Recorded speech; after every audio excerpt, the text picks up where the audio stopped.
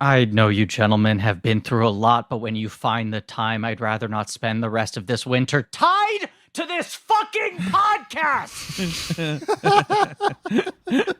That guy's got great eyebrows. Yeah. I love it. Donald Moffat, right? That's Donald Moffat. Yeah. I love his eyebrows. That guy's. I could ride him all the way home. You want to go on an eyebrow ride? I would happily go on an eyebrow. Is he the president in Clear and Present Danger? I think he is. Or is he the Secretary of Defense or something? Let's see. He's the president. He's the president. It's at the end. Harrison Ford's like, you've been a bad man, mister. And he's like, how dare you? And then he's like, you're bad. And he's like, fine, I'll resign. He's also, he's Lyndon B. Johnson in The Right Stuff. Mm-hmm.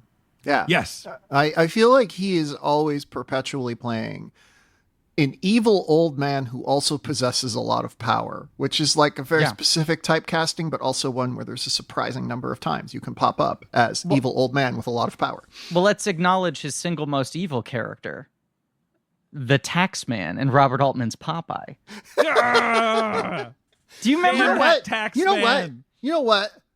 I'm glad Carpenter won March Madness, but if Altman had won March Madness, I truly was going to have a renewal of vows to my wife at Popeye Village and fly all the blank check folks out, Emily. do a wedding episode. Emily. But Carpenter won.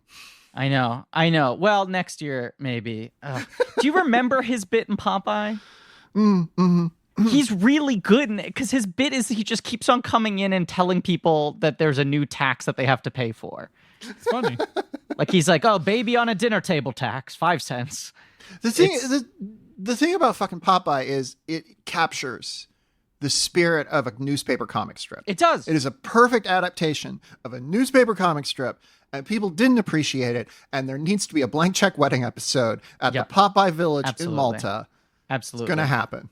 One week on the George Lucas talk show, we set a stretch goal for like one of our fundraisers. That was the boys go to Popeye Village in Malta. And I believe the crew who we had signed on to do it as of that moment, which is probably like 2 a.m. We've been streaming for like 13 hours. And we were like, here we go. If we reach $200,000, the boys are going to go to the Popeye Village in Malta. And I believe it was Steven Weber. That'd be fun. Yeah, he's probably a good hang. Nate Cordry, of course, George Lucas, Watto. Those guys. Patrick Cotner. We know them. I think there was another actor we had roped into doing it. Anyway, this is not an episode on Popeye, unfortunately. We will get there eventually. If it's the last thing I do, we will get there. Watto's going to officiate the wedding. Oh, boy. This is, God. Watto officiates the renewal of vows at Popeye's Village in Malta is a pretty incredible event. It really is. I'm trying to figure out how far Popeye Village is from the Malta airport. Let's find out. I did this math pretty recently. I'm glad this is all on our minds independently. Just like it's not a big island, Malta. Yep. I believe it's the densest populated place on Earth, Malta. Anyway, really? Because it's so small. Sure. And there's a lot of people there. Yeah, I've never been. The other reason I looked into it is because Malta now has, I think, one of only 4 remaining open Planet Hollywood locations. Oh, wow. Oh, wow. Is it because Bruce Willis is too lazy to fly there and close it down? So they just keep on going. He's like, I don't want to go there. Yeah, here it is. Yeah, it's open right now. Yeah. Yes, it is. I can book a table. What a double episode that would be. Right? Wedding renewal at Popeye Village, and then you do like a Ben's Choice from Planet Hollywood. I feel like... Oh, hell yeah. That, yeah. I hope the Malta Planet Hollywood is just Popeye stuff. Gotta say, the food doesn't look great. It doesn't look great. Nope. Looks okay. You realize the Times Square Planet Hollywood stayed open until the pandemic. And that was that. At a certain point, half the real estate became a Buca de Beppo, but it still was half Planet Hollywood on like 48th Street and Broadway. And I had always, I don't know, I always thought we'd go someday. I've never been. How did they not become like a outlet for a ghost kitchen? That's what like all the chains did around here. I know. Yeah. I know. It should have become like sliders or something. You know, they should have had like there should have been a ghost kitchen each for Stallone, Willis, and Schwarzenegger. This, of course, is Blank Check with Griffin and David. I'm Griffin. I'm David. Here's the thing about the Planet Hollywood in Malta, Griffin. Here's the thing. People are confused. I just said it was Blank Check, and now people are going to think it's Alec Baldwin on NPR. Of course. It opened in 2019. So they can't close it yet. They just opened the damn thing. Wow. Right. It's fresh. It's too fresh. It's fresh. Yeah. But you did kind of spoil, David. Here is the thing. Okay. Wow. Oh, yeah, that's true. Wow. That's true. This week on Blank Check, we say, here's the thing. Do you think people get invited onto Here's the Thing with Alec Baldwin, and then he's like, so what's your take on Trump? And they're like, I thought I was here to talk about The Thing, the hit movie. I was sad to be invited on that show and be asked about Trump and not John Carpenter's 1982 classic, The Thing, one of the great films ever made. No, Wait, Emily, were you on Here's the Thing with Alec Baldwin? I was not on Here's the Thing with Alec Baldwin. I have a friend who was. I mean, it happens, right? I've heard that when Alec Baldwin invites guests on Here's the Thing, before he starts recording, he just goes, oh, 1 second. And he slices open their hand, takes a petri dish of their blood, and puts a heated up bronze copper wire in it to see if it acts up. And then he goes, great. Now I can speak to Patti Smith. He did tie me to a chair, so. Yeah. Right. This is a podcast about filmographies. Sometimes it's about Planet Hollywood. Sometimes it's about Popeye Village. Sometimes it's about Alec Baldwin retiring from public life. These are three subjects that come up a fair amount on the show. But primarily at its heart, this show is about filmographies, directors who have massive success early on in their career and are given a series of blank checks to make whatever crazy passion projects they want. And sometimes those checks clear, and sometimes they mutate into a monster Wilford Brimley baby. And this is a mini-series on the films of John Carpenter, Johnny Boy Carpenter. John Carpenter. John Carpenter. Today we're talking what I think many people consider to be his masterpiece, but this is a guy, I think more so than a lot of directors we've covered, who has like 5 or 6 movies that people argue are the masterpiece. Yeah. And like conventionally argue are the masterpiece, not like outre picks, you know? This is his blank check, right? This is the one where they're like, take what you want. This is I think it's the most conventional, like when we're talking about blank checks, it's the one that you most conventionally could say, like, yes, that is the blank check. I do think Escape from LA is weirdly his biggest blank check, but I think we talked about this. A lot of that is Russell. Russell's kind of the co-signer on it. But I mean, that movie cost $50 million, which is, we'll talk about it. But yeah, no, this is the sort of, look, he made Halloween. He's at the height of his success. He's moving to the studio system. He has money for the first time. This is the blank check. He's refrigerating sets. He's flying to Alaska. It's the blank check. He's minted a movie star. Kurt's his guy now. He's not an unconventional pick. Kurt's helping him get this glow up, and it is at the time undeniably a bounce. I knew this film had seriously flopped at the box office. I did not realize until I was digging into this last night to what extent this movie was met with like vitriol. Oh God, people hated it. People were furious. Furious. Everyone, like audiences, critics, everyone fucking hated this thing. Do you think it's because a dog's face gets peeled apart like a banana 20 minutes in, and then after that things get a lot worse? Do you think that's why? Like this, David? Oh, yeah. wow. Yes. Griffin has a banana. Griffin, what is your? Is this from like a Thing video game or something? Correct. Your background? Correct. Yeah, I don't recognize it. This is the Thing video game that came out in like the early 2000s.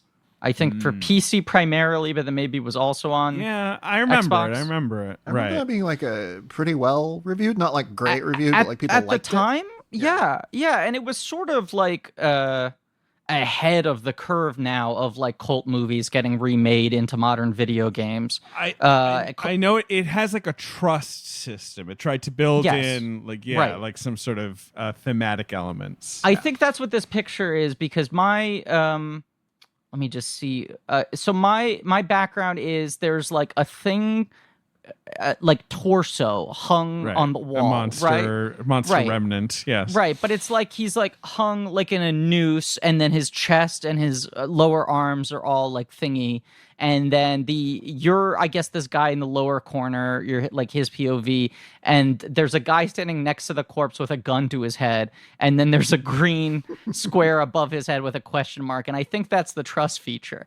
I just think this is such a bleak image for a video game, especially one with graphics that are like not that far beyond like GoldenEye. Like that's the level of detail we're looking at here, is like a pretty spare room, a horribly mutilated corpse hanging from the wall, and then a guy with a gun to his head, and there's a box going like, "Do you trust him?"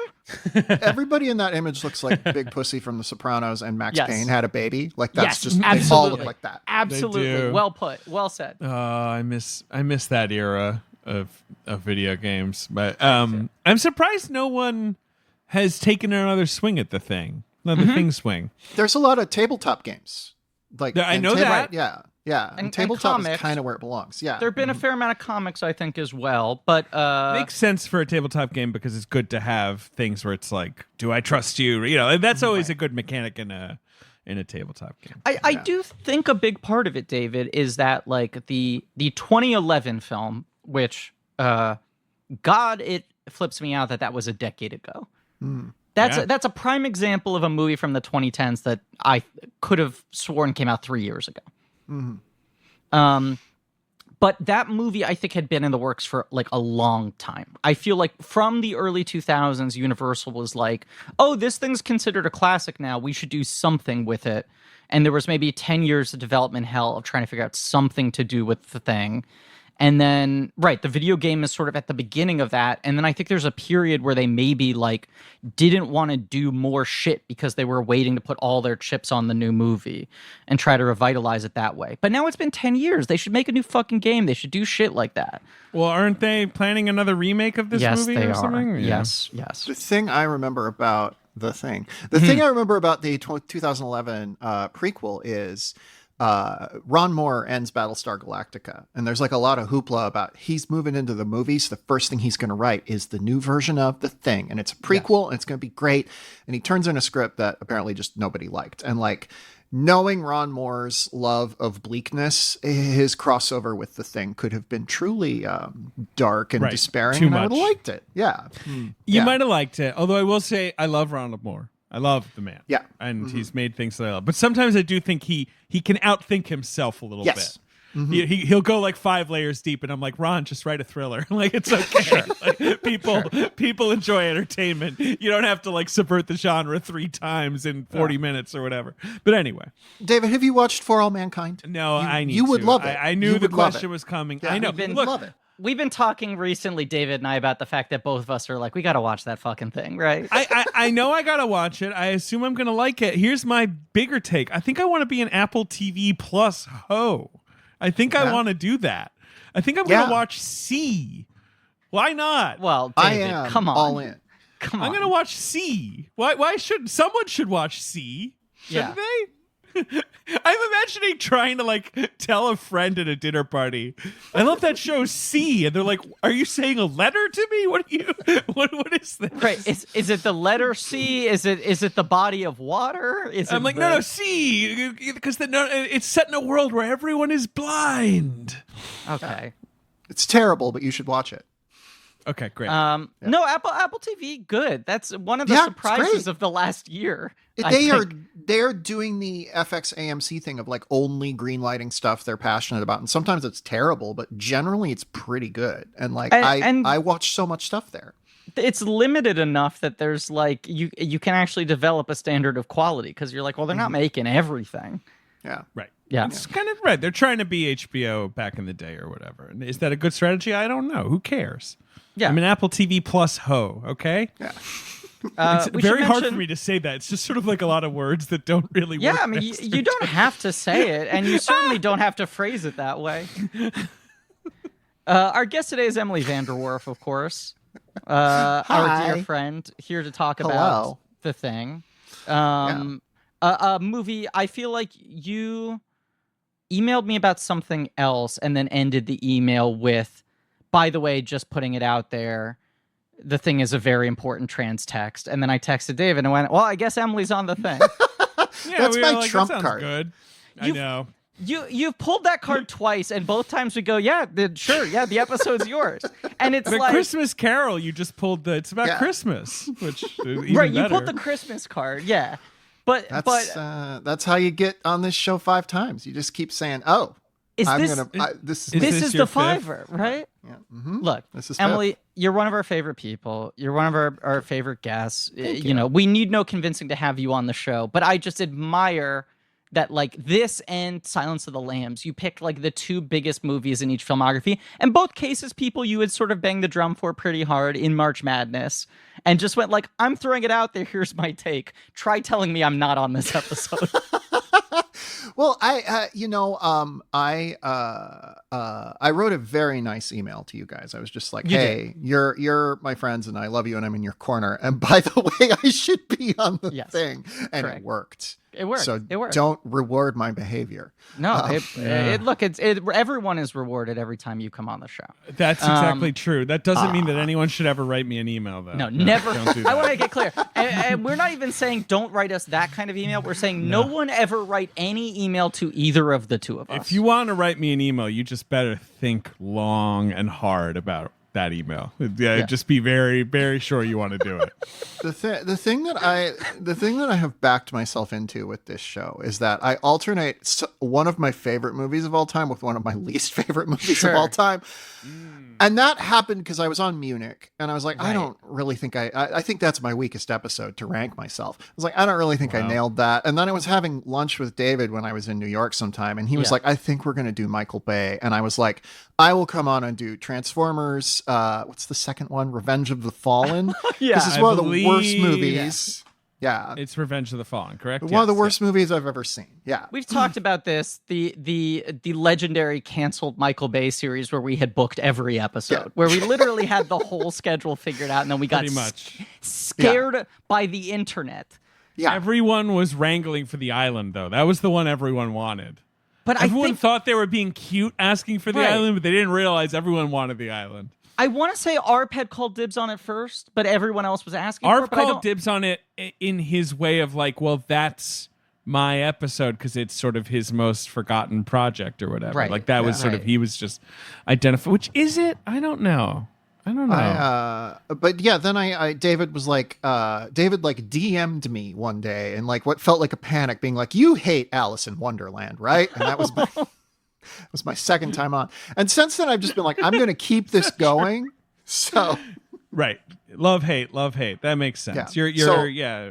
Now I have to do another total piece of shit. So you either got to finally do Bay or you got to do Tom Hooper. Those are kind of the 2 where I'm like, I know what I'm doing. We're not doing Tom Hooper for crying out loud. What's the Tom Hooper? Also, which one? Yeah, I will do the Danish Girl. It will be, everybody wants the longest episode in Blank Check history. I want the shortest episode. Yeah. It's going to be the Danish Girl. It's me talking for 5 minutes. Then there's 5 minutes of box office game. There's like 15 minutes of ad reads. That's it.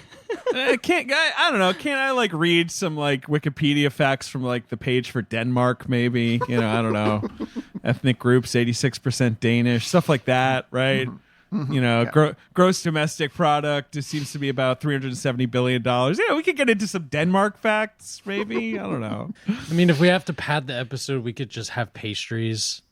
Yeah, have some Danish. Exactly. We just sort of go on Danish tangents, various Danish tangents. Yeah, because I mean, Emily, you're saying I only want to talk about this movie for 5 minutes. You're forgetting that we did an episode on a master builder that featured a straight hour of talk about Playmobil.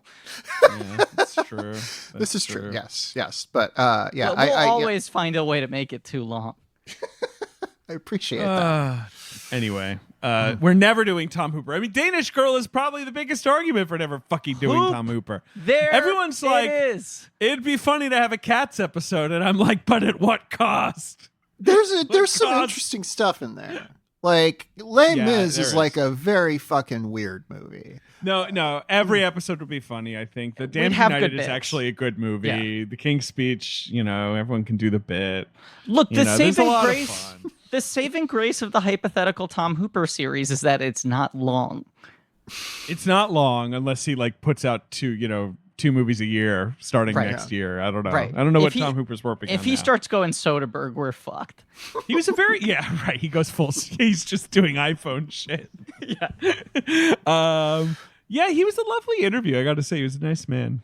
You interviewed him like 2 days before Cats came out, right? Mm-hmm. I interviewed him. Right, it was like a day or two after the premiere, which I had been at, and like the week. Yeah, it was the week of the movies coming out. Yeah. Wow. And he was clearly someone who was hours removed from finishing visual effects. Well, he wasn't even removed. It was still happening, right? Because they were still fucking fixing the movie after it came out. Yeah. The tired. Cyberpunk 2077 of movies. Seriously. Why are we talking about Top? Okay, The Thing. Right, this is a mini-series on the films of John Carpenter. It is called They Podcast because I was overruled. And today we're talking about The Thing. His 1982 colossal flop, reviled. It wasn't a colossal flop. It was a flop. A flop. It was a flop. Yeah. It disappointed. It completely disappointed. There's no doubt about it. And it came out, obviously, famously, pretty much in the same month as E.T. And Universal released both movies and thought E.T. would be like a dumb kids movie that no one wanted to see, and that The Thing was going to be a big deal, and they were wrong. I know that's often cited as like one of the real causes of this film's negative reception is that this film was sort of like so antithetical to E.T. and its spirit and its relationship to aliens. It was so bleak after everyone saw this life-affirming movie. But like the level of vitriol cannot be explained solely by that. I mean, as Cinefantastique, which was like a classic horror, sci-fi, fantasy nerd magazine, did an issue called it the most hated film of all time. It was the cover. The cover was The Thing with the headline, "Is this the most hated movie of all time?" That was a valid question in the aftermath of this film's release. And it's like, what are some of these quotes here? Vincent Canby called it the quintessential moron movie of the 80s, instant junk. Hell yeah. That sounds great. Yeah, this is The Thing. Sounds good. Right. I keep saying this is The Thing. Jesus. I know I say that all the time, but still. Right. Well, the reason that people thought that, Griffin, is because The Thing is really gross. It's a gross movie, which, again, rules. It is good. But I just think people were completely unprepared because everyone who's ever seen this movie without fair warning or whatever is completely unprepared for what's going to happen. Right? Yes. You just don't. Yeah, you don't know. My wife had seen this movie before and rewatched it with me last night and was just like so grossed out by it. I mean, she loved it, but she was just like, I forgot how gross this is. I've seen it. I watch it every year and forget how gross it is. It seems like an austere movie until it very much is not an austere movie. Well, we should also point out it does start off with just someone trying to murder a dog. Which rules? Why would you want to kill this dog? This better be a bad dog. And that guy really doesn't like that dog. Well, yeah, right? Because like first timer, you're like, you don't know what's about to happen. So you're just like, are these guys just killing dogs? And that's like kind of their deal? Clearly you make the connection later. No, of course. But no, that was Forky's reaction. She's just like, they're going to kill a dog? And I'm like, you don't get it. This is not a good dog. This is a bad news dog. Heard of bad news bears. This is a bad news dog. Bad news dog. This is Ebert's review ends with, The Thing is basically then just a geek show, which he's using in the like carny term of geek, which is a show where you watch people bite chickens' heads off and shit. Right. He was actually, he was okay on it though. He gives it a mixed review. He gives it 2.5 stars. He says it's basically a geek show, a gross out movie in which teenagers can dare one another to watch the screen. There's nothing wrong with that. I like being scared, and I was scared by many scenes in The Thing, but it seems clear that Carpenter made his choice early on to concentrate on the special effects and the technology and to allow the story and the people to become secondary. That's maybe the most positive review it got from a major critic. And that one is saying it's good if you were not expecting any depth or intelligence out of this material whatsoever. But I understand it. I think this movie just scandalized people. It's too violent. Like I just they were like, I know you can't do that. Like I really think they were walking out of there being like too much.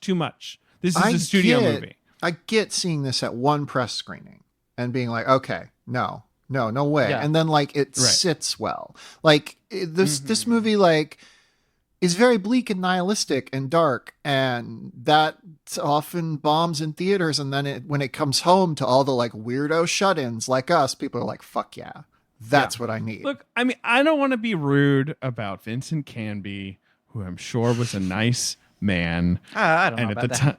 time, maybe he was a mean man, but at the time he's reviewing The Thing, he is near the end of his tenure. He basically wrapped up in the late 80s as a film critic.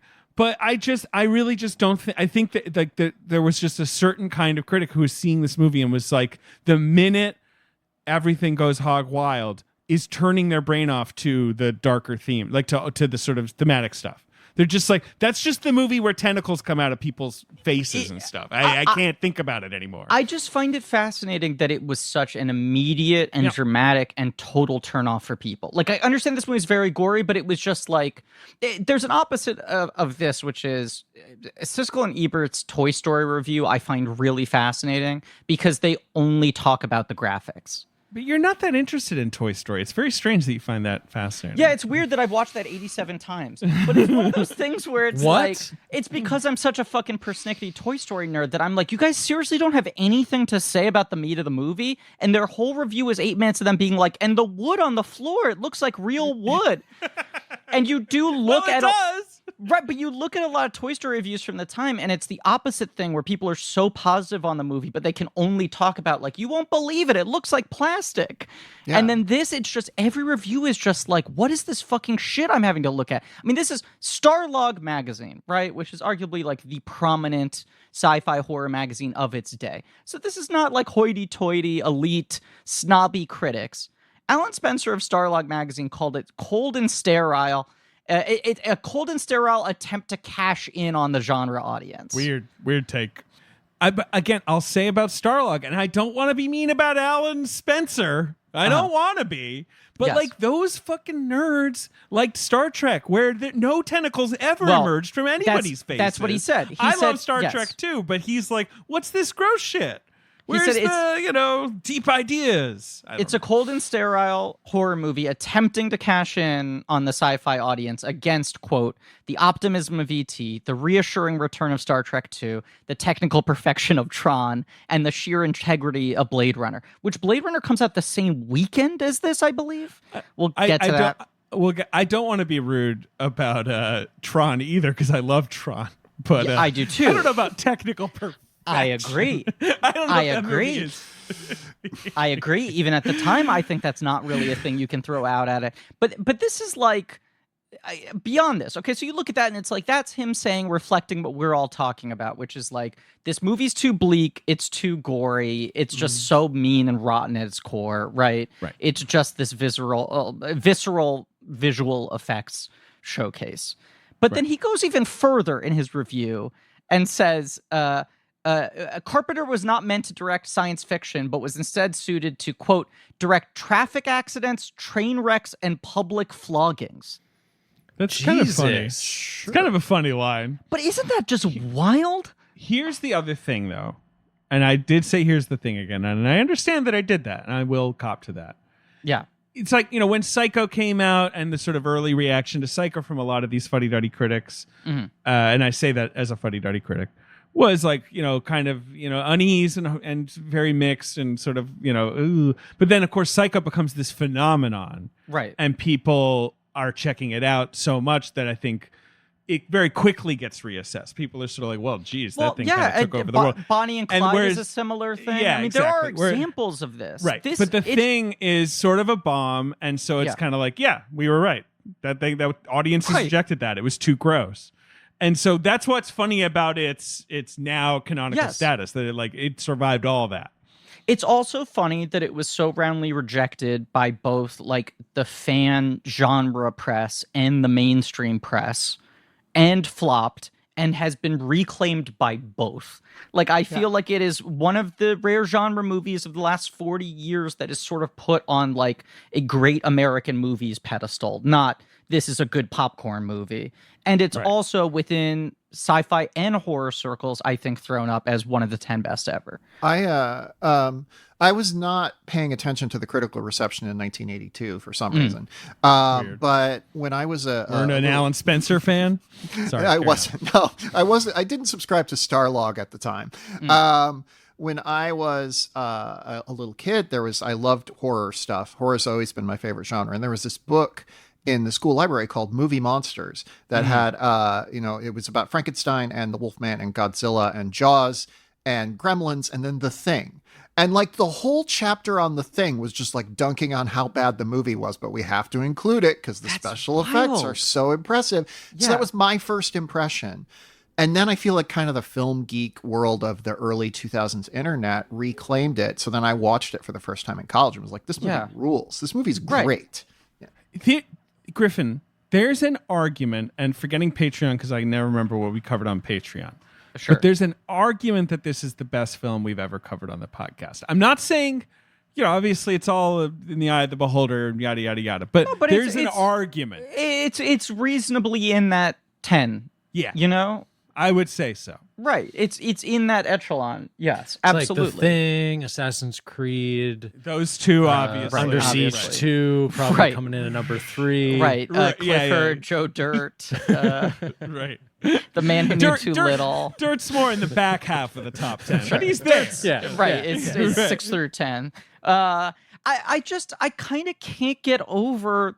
Like, I was just digging to find anyone defending this movie at the time on any level.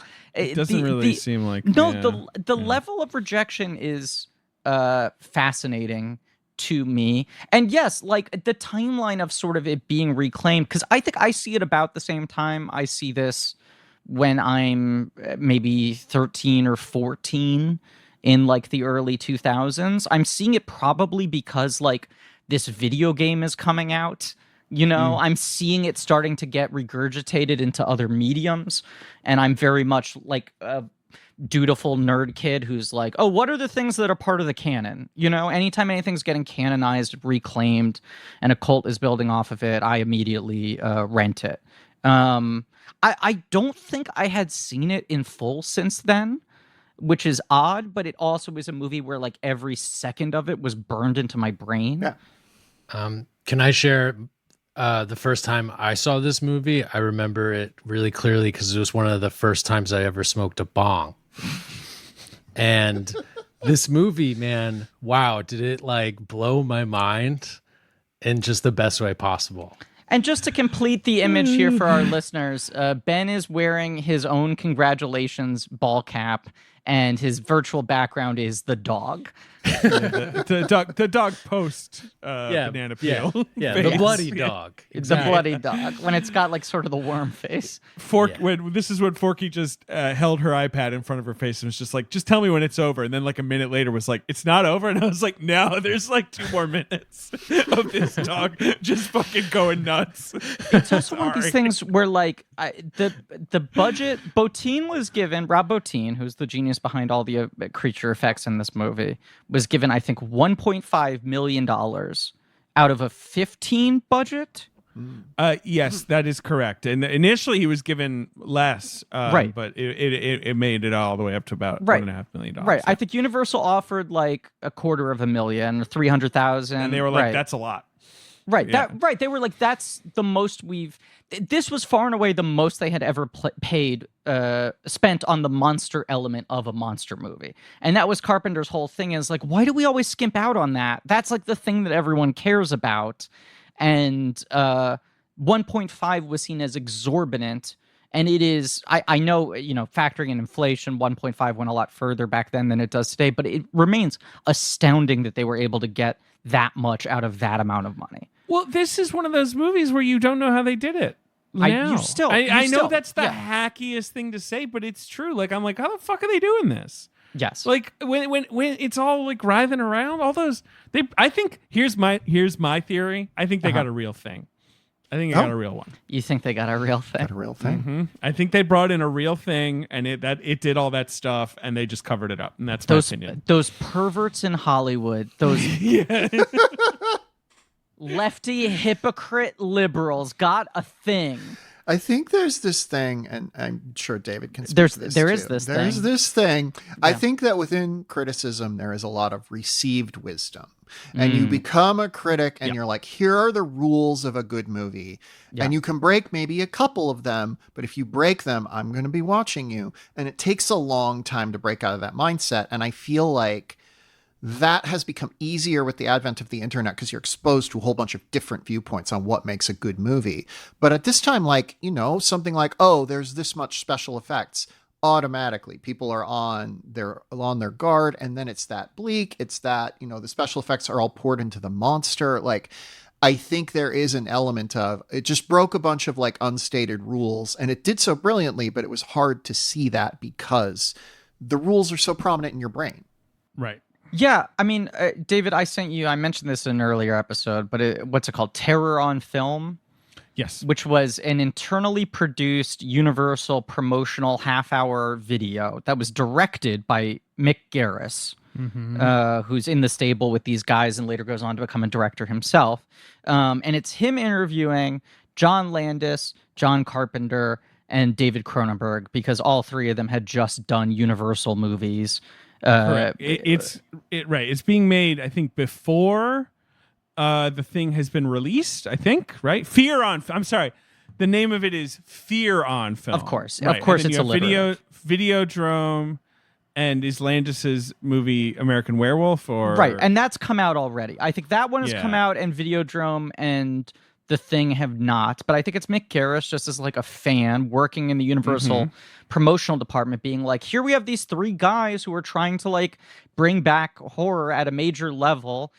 Universal, I mean, there was this feeling, I think, sort of like, this is Universal's roots, is like these classic monster movies. Here you have these three guys, one guy who's sort of like a nasty genre guy who's made these really profitable indie movies, this kind of like avant-garde Canadian cerebral Freudian body horror dude who's like this art house favorite who's now making studio films. And then you have John Landis, who's this populist, like ribald comedy dude who's now getting back to his sort of schlocky genre. Well, he's right. That's the thing. Like, Landis has this vibe of like the schlocky showman. Carpenter is just the kind of like guy who's like, look, I do the work. What can I tell you? I make movies. I'm a carpenter. People. Right. I make a cabinet. And Cronenberg, whenever he's asked a question, you're like, is this guy about to like produce a gun and shoot someone? Like, he's just sort of like, you know, he's David Cronenberg. You're just, he's unsettling. And he's every quiet. answer of his also starts with, not to get Freudian about it. But... Right. It's pretty good, and of course, the whole thing has the vibe of like a PBS, you know. It's incredible. Them in some, I remember seeing it in high school and it stuck with me, and I've watched it a number of times. I rewatched it again today. It's on the Videodrome Criterion, but you can also find it on YouTube in full. But it's very interesting, the framing of these three guys, where it's like Universal's making a big play for like big budget horror with like, you know, real directors and shit, and American Werewolf in London is like a fairly, you know, reasonable hit. And Videodrome is like too weird for the fucking public, but it's like very well received by the critics and Cronenberg fans. It like helps, you know, build his reputation as an auteur. into sort of like genuine art house. Yeah. Right. And then The Thing is just kind of there in the middle. And they're talking a lot about their theories about what you can and cannot do in horror. This is why I'm bringing it up, Emily, your sort of thing about like the unwritten rules, right? Mm-hmm. And they're sort of comparing their notes on like, what do you think you can put in a movie? What is immoral to put in a movie? What works with an audience? What doesn't? And Carpenter is so unpretentious about everything. He's far and away the guy who talks the least out of the three, because, I mean... You want him to talk more because he's sort of sitting there. Right. I mean, Landis is a fucking ham. Shut up. Right. Yeah, right. And Cronenberg is like, just anytime they ask him a question, he gives a Griffin Newman length answer. He just can't concisely put any of his thoughts into words in less than 8 minutes. But Carpenter, they ask him, they're like, what do you find scary in movies? And he goes, nothing. And they go, movies don't scare you? They go, you don't get scared? He goes, by movies? And they go, yeah. And he goes, no, not since I was a child. He has the term for what is it, like a chair raiser, right? Like a seat lifter. A seat lifter, that's what it is, right? Right. He would say, what is it? It's the thing from it's not the movie that he's remaking here. It's a thing with a similar title though. It came from another world or something like that. Yeah. It came from outer space. It came from outer space, right? That's the movie that he was saying he saw when he was 4 in 3D, and it made him want to be a filmmaker. And he called it a seat lifter. And then every time they ask him a question that's a little more highfalutin, he's like, I don't know. And then at one point, Landis is just like, John, I read your script. I have no idea how you're going to pull any of these things off. And he's like, yeah, it's rough. It's hard to do. And he's like, no, but you don't understand. Like the things they describe in your script. And he's like, yeah, no, it's real difficult. All right, Griffin, I know you want to talk. I know you've barely gotten any chance to talk this entire episode, and you never get to talk on the podcast. But I briefly just need to tell you something, okay? I've been trying to get healthier, and, I tend to think of, like, the pasta I have to hold myself back from. I literally just ate pasta. I think about the things I can't have, the things that I shouldn't be eating, the things that I shouldn't be doing, things like that. I think very negatively, essentially, is what I'm talking about. And our friends at Noom, who we've talked about before, and sometimes we talk about them in a funny way, but right now I'm being serious. They use this psychology-based approach. They try and help us change our mindset for good, because building better habits, it's more easy to have a sustainable journey to your better health. They take a path forward one step at a time.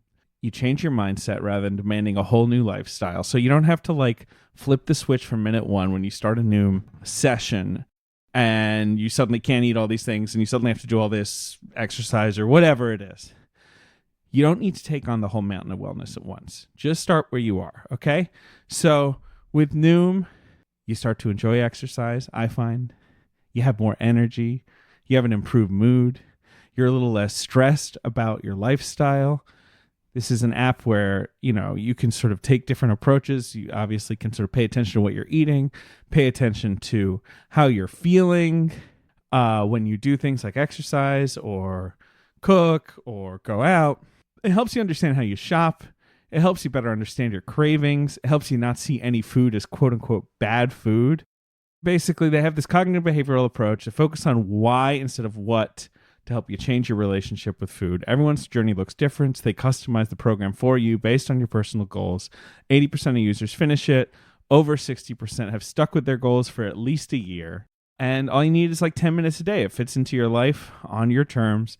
There's no grueling early mornings or huge chunks out of your day. So start building better habits, Griffin, for healthier long-term results. You really should listen to me on this one. Sign up for your trial at noom.com/check. That's noom.com/check. NOOM.com/check. Sign up for your trial today at noom.com/check. All right. Okay, Griffin, now you can talk. I think Universal have been wanting to remake The Thing from Another World for a while. The Thing. I had never seen the original until today. Today, I watched this movie last night, and then I watched the original, and I watched the prequel, and I watched this Fear on Film today, this morning. And the original is this point of much contention whether Hawks really directed it or whether he was a very commandeering producer. Credit to Christian Nyby, who was not, it was his first movie and he never made a lot of big movies, and Hawks produced it, and he probably, whatever. He was involved. Which, by the way, Nyby's review of Carpenter's movie was, if you want blood, go to the slaughterhouse. All in all, it's a terrific commercial for J&B Scotch. Well, that is he's actually right on the second. It does kind of make you want a bottle of J&B. It makes you want a bottle of J&B. I don't really go to the slaughterhouse. How am I going to go to? What am I going to knock on the door and be like, "Hey, can I just watch today?" You guys have a listen. You can do that. That is allowed. I was taken on a trip of a butcher shop as a kindergartner. They were like, "Come on, kids." It's very Troy McClure. It's a wonder that I like horror. My dad's office used to be in the meatpacking district, which now is just a very hip nightclub, high-end clothing store neighborhood. But back then was, as its name suggests, a meatpacking district, a 15-block stretch of Manhattan where the streets literally ran with blood and everything smelled like death. And I just find it so funny that like decades of trying to make that neighborhood hip cannot correct the fact that like the rats, it's like in their blood, it's in their like their cells. They'll never forget those streets. All these places are infested. What I was gonna say is I had not seen the original film, which I think was a favorite of Carpenter's. He obviously spotlights it in Halloween. Hawks is his main guy. It is based on a short story, which is called Who Goes There, a novella by John W. Campbell Jr. I knew this was a loose remake. I did not realize that, although the concept of the thing adapting and replicating other forms, and that sort of like, I don't know if the person next to me is who they say they are, sort of paranoia, is in the original story. It is not in the Nyby movie because they couldn't afford it. So it is just kind of a guy who looks like Frankenstein. They joke about him being a giant vegetable. Yeah, he looks like a big plant. Right. It's black and white, but I think they talk about him like he's a big carrot. And he's sort of like a vegetable Frankenstein, and there's just a thing they find in the ice, and then they thaw him out, and then he's sort of hiding. And it's sort of closer to Alien in that it's just like they're in this base, and there's a group of people, and there's one thing that's lurking in the shadows, hiding out in the steam rooms and shit. The boilers. The monster's played by James Arness, right? It is. Gunsmoke guy. Yeah. Correct. Big, tall motherfucker. He's a 6'6" dude. It's also funny that one of the humans in the skeleton crew of the movie is also 6'6". So there's like one of the good guys who's trying to like outwit the thing is as monstrous looking, and even sort of in facial structure looks more like a Frankenstein than James Arness, who is just wearing a lot of prosthetics.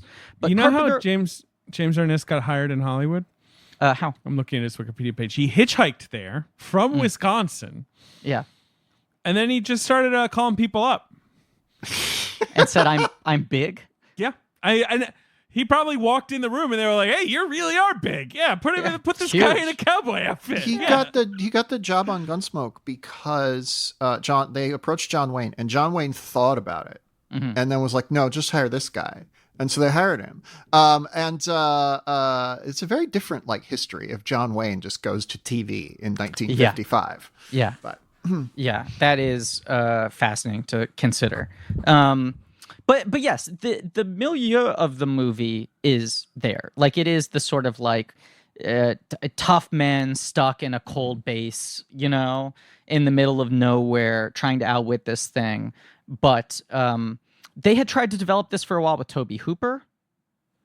Yep. I want to pull this up if you give me a second. I think there might have been some other people who worked on it at different points in time, but the Hooper one was a big one. William Nolan is the big one. Later, they think about bringing in Walter Hill and Sam Peckinpah and people because Carpenter briefly was like thought he could go make El Diablo, which is his like, you know, his long gestating passion project. Mm-hmm. It's so funny to imagine him calling up Universal and being like, "Look, El Diablo, I gotta do it," right? You know, like, and they're like, "John, we have a go picture over here." He's like, but El Diablo though.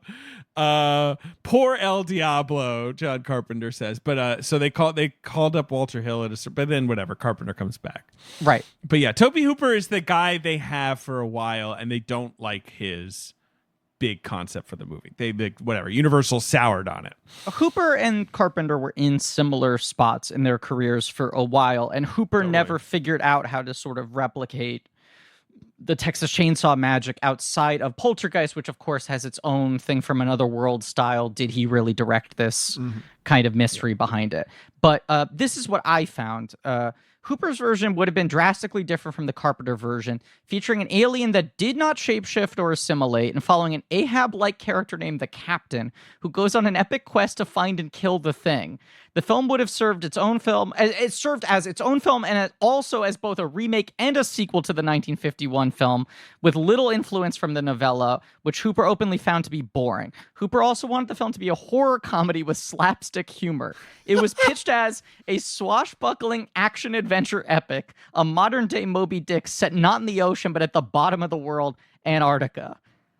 It sounds like a good movie. I think it sounds like a lot of fun. He pitched it to them. They said, "We avoided a disaster. It would have been one of the worst movies ever made." I don't know. Maybe it would have been good. I think that sounds fun. I wish that existed. I'd like to see that type of movie. It feels like the kind of thing if like Guillermo del Toro told you he was making that, you'd be like, hell yeah. Come on. Yeah. I want to see that. It sounds fine. Yeah. Absolutely. But it's weird that this was such a high priority project for Universal. I mean, I guess this film was popular and well liked as a movie that's I'm sure just kind of replayed on like Saturday afternoon movies for decades and built up a following in that way. But it does feel like they were treating this like, well, we got to remake King Kong, we got to remake The Thing, you know? Mm-hmm. It's also just that Hollywood thing where I think they had like wrangled the rights away from some like Wall Street people who'd bought them. Right, because it was an RKO movie. Exactly. And so, and then it's like, okay, we got to fucking do it, right? Like we're so, and you get Carpenter attached, and this is the hottest he'll ever be, right? Yeah. Right around now. This is the most. It just seems so obvious at this moment. It's like, okay, this guy's about to make the jump. Right. This is a guy whose name is in front of movies already. He made Halloween, which is like, reinvented Hollywood, basically. Like, of course we should make The Thing with John Carpenter. He's essentially had 3 hits in a row, plus he had shepherded Halloween 2, which was also successful. So it's like, look, this guy birthed the franchise. Now they're selling movies on his name. He made a new leading man in Kurt Russell. Like, it was obvious. Do you want to read this quote, David? Which one?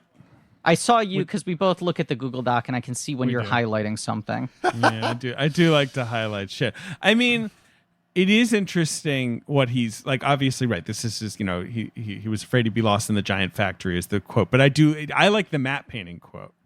Oh, sure. Read Griffin. That. Yeah. Yeah. Which is because at first he's like, he said he had freedom, but he was worried that Universal would like swoop in at some point and fuck him over. But which is exactly what happens on the 2011 movie is like they give this Norwegian director a lot of freedom, and then they made him reshoot the ending and the beginning and CGI'd over all the practical effects and changed everything. And the guy retired from movies for 10 years. But, I like what he says here, where he's like, there's a lot of pluses to working here. I'm 50 feet away from Albert Whitlock's office. He's the all-time greatest matte artist. And I can just wheel over there and be like, all right, Al, come do this for me. That's the sort of magic of this movie is he finally can ask for something and the answer is yes. Right?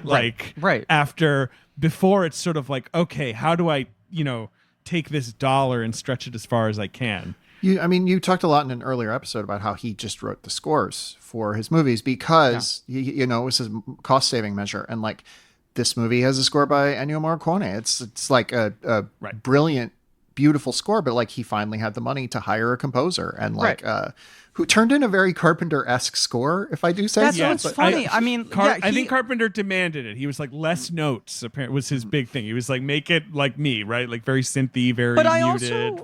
I also read that, like, Morricone kind of studied his earlier scores. I mean, maybe it was at Carpenter's behest, but he was trying to make something of a piece. Carpenter also just said in an interview, because he was like, I think that he wanted them to hire Jerry Goldsmith. Goldsmith passed, and then they went to Morricone, which is like, nice work if you can get it, but I guess we'll hire this Morricone. We'll settle for fucking Morricone. but Carpenter, someone asked him in some interview, like, why didn't you do the score for this? And he was like, they never asked me to, and I never asked to do it. Like, it truly was never a discussion. I was excited that I finally had the ability to hire someone better than me. As incredible as he is, in every movie we've covered so far, when it comes to the score, it's not like John Carpenter was like, I had this huge concept for it. He obviously is a guy who never gives himself enough credit. His scores are wonderful, but he's always like, well, I'm the cheapest guy who can do it right. So I went over there and I fiddled with the synth for an hour and out came the Escape from New York score. And that's how it worked. He's always undercutting it. I do love this quote. This is a recent quote from Carpenter. He's fabulous. He's just a genius. He didn't speak English. I didn't speak Italian, but we spoke the language of music. Pause. Oh God, that's awful. He's like, I'm such a cornball now. But Carpenter showed Morricone the movie, but then didn't really talk to him about it afterwards. Mm-hmm. And Morricone was like, I don't really know what this guy wanted, so I just kind of sent him a bunch of stuff, and Carpenter picked like the stuff he wanted. He actually even filled in some gaps musically, Carpenter himself. Like scored a little thing just to sort of like string it together. And Morricone says like one of the things he sent Carpenter became like the Hateful Eight theme or whatever. No, like correct, it's just like music he had rattling around. He reused. There was such an excess of music created for this movie. Also, do you know that this film was written by Bill Lancaster? Yes, of course. The Bad News Bears guy. Exactly. He was the son of Burt Lancaster, the grandson of Ernie Kovacs, and he wrote only 3 movies in his career. Well, because he died. They were but he doesn't die until 1997. I know he did die young though. But yeah, no, you're right. He wrote Bad News Bears, Bad News Bears Go to Japan, the best of his 3 screenplays. Yes, and The Thing, yeah, and he was gonna make Firestarter with John Carpenter, and then they both got fired when this bombs. Yeah. Yes, right. I adore John Carpenter. I think he's a genius, and I think he made like 12 straight great movies. I think Memoirs of an Invisible Man is the first movie where I'm like, maybe not. That's a good call, right? He's pretty much bulletproof until then, right? But yeah, like The Thing is, I think, my favorite of his films. I think it's his best of his films. I think it is just an out-and-out masterpiece. And I think a lot of that is he was not doing a lot of the jobs he was doing on these other movies. His attention was not as split, but he's a master storyteller, so he knows when the screenplay needs less. He knows what to do in post. He knows he can trust the people he's working with and also trust his own instincts. So you see a lot of the stuff that's in his early films. Like he does a lot of just like when they're searching for the thing at the end, Gary's just going around like setting up detonators, and you're like just watching this happen. And it's the actor doing all of that practical business. But like Carpenter is just focused on maintaining the tension, maintaining the pacing, maintaining everything about it. And like, I think, I'm not going to say he's a bad screenwriter because he's a great screenwriter. He's a great composer, but I love that he got to just focus on making this thing as tight and as taut as possible. Cause there's not a bad scene in it. No, that's a really good point. Is this might be the only time he actually entrusted this much of his movie to collaborators. Because so many of the interviews we read about why he chose to write the thing himself or do the score, yada, yada, yada, he's like, I don't know, I'm cheap and I don't trust anyone else and I don't want anyone else to fuck it up. And this feels like the time he got like high-level collaborators. He trusted them. He worked with them, which of course isn't to say that he wasn't very involved in the screenplay. As we said, very involved in the score. No, it's pretty interesting because like Lancaster is kind of like, wait, like, why are you hiring me? Like, I'm the bad dude. Like, you think I got, like, he was like, I had a take. I know why he hired, like, he liked my take. But at the same time, I was sort of amazed he was entrusting me because, like, I've never written a sci-fi movie. I basically never written anything. I've read Bad News Bears, yeah. He did write Bad News Bears. And Bad News Bears Goes to Japan. This is the movie where he's not having to stretch himself thin. And he's a guy who's incredibly good at wearing multiple hats on one set at the same time. But when he's doing very short, low-budget shoots where he has to occupy 8 jobs or whatever, it's kind of astounding that all the earlier films turn out as good as they do. But then this one, you feel him having the space, and I think that really comes to the forefront, Emily, and just the focus of the thing. This movie just feels so lean and focused in every way. It doesn't have a good scene. It's all great scenes. Like it's not even just no bad scenes. Every scene I'm like, what the fuck is going on here? I like this. Even the boring connecting scenes. Yeah, go on. I remember we were watching this movie, and I was like, this is another good scene. And then you get to like the defibrillator, which is the most famous scene in the movie probably. And I was like, oh fuck, we haven't done the defibrillator yet. And I knew the blood test was coming. And I just was like, there's not an ounce of fat on this movie. No, there isn't. And I mean, I was reading about how, Russell worked with Carpenter, developed this whole backstory for MacReady and his past as a vet, and how he was part of this sort of like atrocity, this mission gone wrong, and that's why he has PTSD and he can't sleep and he's an alcoholic. And then Carpenter was like, yeah, cool, all of this is good. I'm not going to put any of it into the script. And there's something about the fact that like this movie does not waste its time with like the third act scene where the guy has the 4th glass and says like, I never forget that day, like, right. I don't dislike, obviously, the Jaws Robert Shaw monologue, right? Like Quint's monologue about the Indianapolis is incredible, but there's something even more incredible about watching a movie like this where all of it is just kind of inferred and the guys never open up and they never really have those bonding scenes. I think there's a thing Carpenter fundamentally understands, which is the more unreal the villain in a horror movie, the less the humans can feel real. When you're doing a movie about a killer shark, we all know sharks exist and they might eat us anytime. They could be coming for us right now. So you have to have people who feel like people. Yeah. But the thing is probably, I mean, unless they built a real thing, is probably not here. And therefore, we need the people to feel a little bit stripped down and a little bit unreal. And I think Carpenter's really good at walking that line in every one of his movies. Yeah, and just in terms of how they're written and also all the performances, it's like they're just kind of behavioral. They just sort of exist. Mm-hmm. You don't have... There's even a lack of like comedic games to each crew member where I feel like you watch any movie like this and it's like, well, that guy's got this bit. There's this thing that differentiates him from the other guys in the group. And it's like, no, all that's really differentiating them is the different actors. You know? Yeah, which those I differences like. in energy. I do too. Obviously, we all love Wilford Brimley. We all love like Donald Moffat, like Keith David, of course. There are a few actors where you're like, okay, well, I know that guy. I've seen him in 1 million things. And then there's the other guys, and I like, that it's not like one of them has fingerless gloves and a graphic tee. Okay, all right, go ahead. A couple of them do like to smoke the weed. And I do think that we should shout that out. The wacky tobacco. Ben, you're just he's got like a big ass like freaking cone, man, in that one scene, baby. Ben is going full like Mary Jane on this episode. At first time I watched the thing, I was to big bong rips. Have you ever my heard Stoner Kings? What? Like one of the characters, they cut it out of the movie. He gives a tour of his like weed like grow like situation. So this has got a rich weed history. Is what we should also just mention that Ben's positioning in relation to his virtual background makes it look like the dog is about to eat him. It does. It's like the dog's mouth is open and Ben's head's positioned directly inside his jaw. Ben, what do you think that deleted scene? It's like the thing is in the weed garden and then they have to set it on fire and then they're all like, "Oh shit, man!" And they're all like, "Whoa, feeling kind of weird right now." Like, do you think that's how the scene goes? The thing starts doing the Cabbage Patch. Well, I think what happens is a guy's smoking it, and then he passes it to his other head. Oh, shit. Right. Wait, dude, you look like me. What's going on? Oh, damn, dude. The studio's like, what the fuck is this? Sorry. You do have like roller skating chef.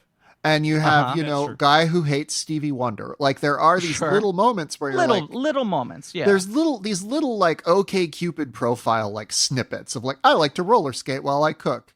And sounds good. I do like to roller skate when I cook. There's also something, I mean, you already said it, David, but like he refrigerated the whole set. The set was like 40 to 50 degrees the entire time that they were filming indoors. There's obviously a lot of exterior stuff for this, which I believe they all shot first, which was actually freezing cold. Right. Well, that's where they're up in British Columbia, like on the Alaska border for that stuff. But all the way didn't up there. They also go to Antarctica too? Like legit went and shot there for a week? No, that would be insane. That would be crazy. That's what I read about it, but Where'd you read that? Wrong. In this book I got called Assault on the System by Troy Howarth. I know that, but no, they went all the way up north, like way, way up north. And we're talking, it's chilly up there.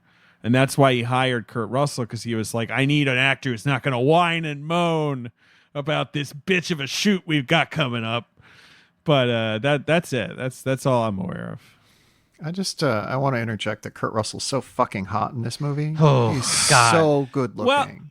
Well, he grew all his hair and the beard too for a year. Is for the stat a I year. read. He didn't cut anything for a year. I was ranting at Forky about how hot he is, and she was like, "He's all right." Like she was like on board, but at a certain point, she was like, "Okay, chill out." Divorce. Yeah. And take her to Popeye Village and divorce her, David. Do you think? Wait, does like Bluto do your divorce? Like, yeah. Popeye marries you? It's like I think we sort of talked about it a little bit in Escape from New York, but like it's his. I mean, the man's he's very good looking. Yeah. He's got a big, nice beard and set of hair too. Okay. 3. He's got kind eyes. The eyes. We're gonna spend 10 minutes on the eyes. We'll circle back to that. He's got but then it's just that sort of like sense of humor, but without ever feeling cutesy, right? Like that's sort of like, come on, that's sort of like kind of Harrison Fordy, but a little more sort of, I don't know how to put it, like a little saltier or maybe a little less mean than Harrison Ford in a way. A little more sad and broken, maybe. Yeah. Right. There's always a little twinkle in his eye, and he can turn that up or turn it down. I said we're going to circle back to the eye, but I just want to say it is fascinating to think about this performance with Big Trouble and Escape bookending it, because both of those are like satirical performances. Yeah. Like they're like tongue in cheek. Big Trouble, obviously even more of a comedy, but he's sort of like parodying action stars. And then he's doing like the most stripped down action star imaginable. It's like he's sort of taking away all the superficial trappings of it and is just playing this man as just like, I don't know, as just nerves. Yeah. Wait, there was something. Is it in the dossier? Of course, we're always referring to our dossier. The dossier. The dossier. That's what we call it now. That's what the Discord fans apparently dubbed it the dossier, and I think about that a lot. But it was how Bill Lancaster. Yes, okay. I think this is on Wikipedia. Bill Lancaster writes the character. 35. Period. Helicopter pilot. Period. Likes chess. Period. Hates the cold. Period. The pay is good. Period. And like that's such good fucking screenplay shit, right? Where it's like that's all you need, baby. And Kurt Russell takes one look at that and he's like, I get it. Yeah, I know what it is. This movie is masterful. It's all you need shit. And just because I failed to complete this thread, but in that Fear on Film thing, when they're asking Carpenter about his approach to remaking The Thing, he was like, I love that movie. I thought remaking it was kind of stupid. You're not going to top it. So then I looked at it and I looked at the original story, and the movie doesn't retain a lot of stuff from the story. So I thought, well, that's my thing. I'll just do the original story. And the crux of that, of course, is that story is coming out of a Cold War paranoia. It's all about this sort of shape-shifting a creature that can take your identity. They had cut that out of the budget. He now can maybe revolutionize special effects forever by executing it for the first time. Right. That's his whole thing, is like, I'm not trying to compete with the Hawks movie. I'm doing the thing that Hawks couldn't do. But as you say, there's this script and people are reading it being like, well, but wait, how are you going to do this? Right. And this is impossible. He pulls it off with a budget that's far bigger than he's ever had before, but not, backbreakingly crazy. Mm-hmm. He saved them money. There's some quote he saved them $1 million. The producer said, John saved us $1 million. He's not interested in trappings, fancy offices, limousines, or fancy clothes. Apparently, John Carpenter does not demand fancy clothes. But, so his sort of, economical, background, right? Helps them probably devote as much as they can to the special effects, which is like all you need. And then also they hire a bunch of nobodies. I mean, no offense to the cut, but they hire a bunch of pretty unknown guys. Oh, so yeah. No, other than there. Russell. Yeah. Right. Yeah. Right. I mean, I think Russell was a bigger star than they thought they were going to get for that part. They had sort of there was a period where they were like, what if fucking Clint Eastwood is in the thing? Like, they went through all those blue sky names, but then they got into the idea of we can just make this cheap and put all the money into the creature. And then Russell was slightly bigger as a name than they thought they were going to get. Do you know how old Rob Bottin was when they made this film? I don't. You're going to have 22. I don't know. Correct, Emily. 22? 22. I was fucking, pooping in diapers when I was 22. Yep. I wasn't doing groundbreaking special effects. He is born in 1959. I believe he is 23 by the time the movie came out, but 22 during production. He had already been working since 1976. I believe his story is that he in the way that Rick Baker was like obsessed with Dick Smith and like followed him or wrote him a letter or something and said like, can I come to your garage and work with you? Rob Bottin showed up on his doorstep when he was like 15 and was like, you're Rick Baker, can I live in your garage and work with you? So he starts on the King Kong movie. That was sort of Rick Baker's first big solo job.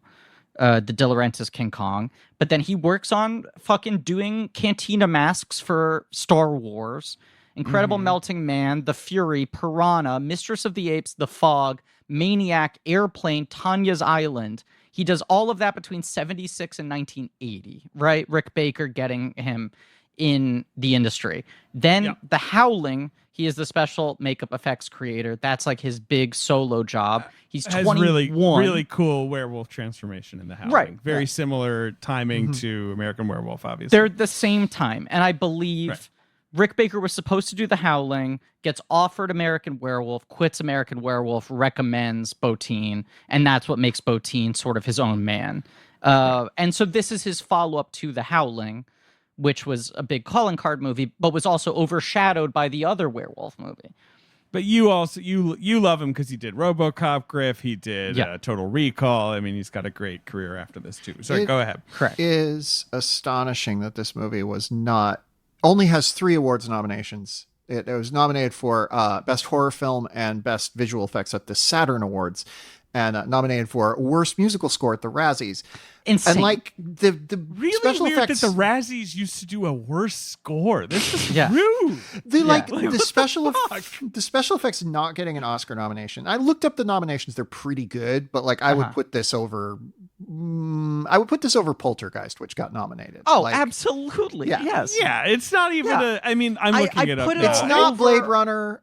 Blade Runner, E.T., perfectly great nominees like those. You know, Sure. Put the thing in with those movies, two. right. Yeah, Yeah. Were there only 3 nominees that year? only 3. Yeah. Okay. Yeah, I mean, back then 3 was the max. Yeah. But you're right, Emily. Like, the way this was talked about for a while of just like, well, you have to acknowledge how good the makeup is, but the movie is fucking diarrhea otherwise. It's like how I, as a child, would see fucking heart beeps in, like, movie makeup books. And I'd be like, this thing looks incredible. Andy Kaufman's a robot.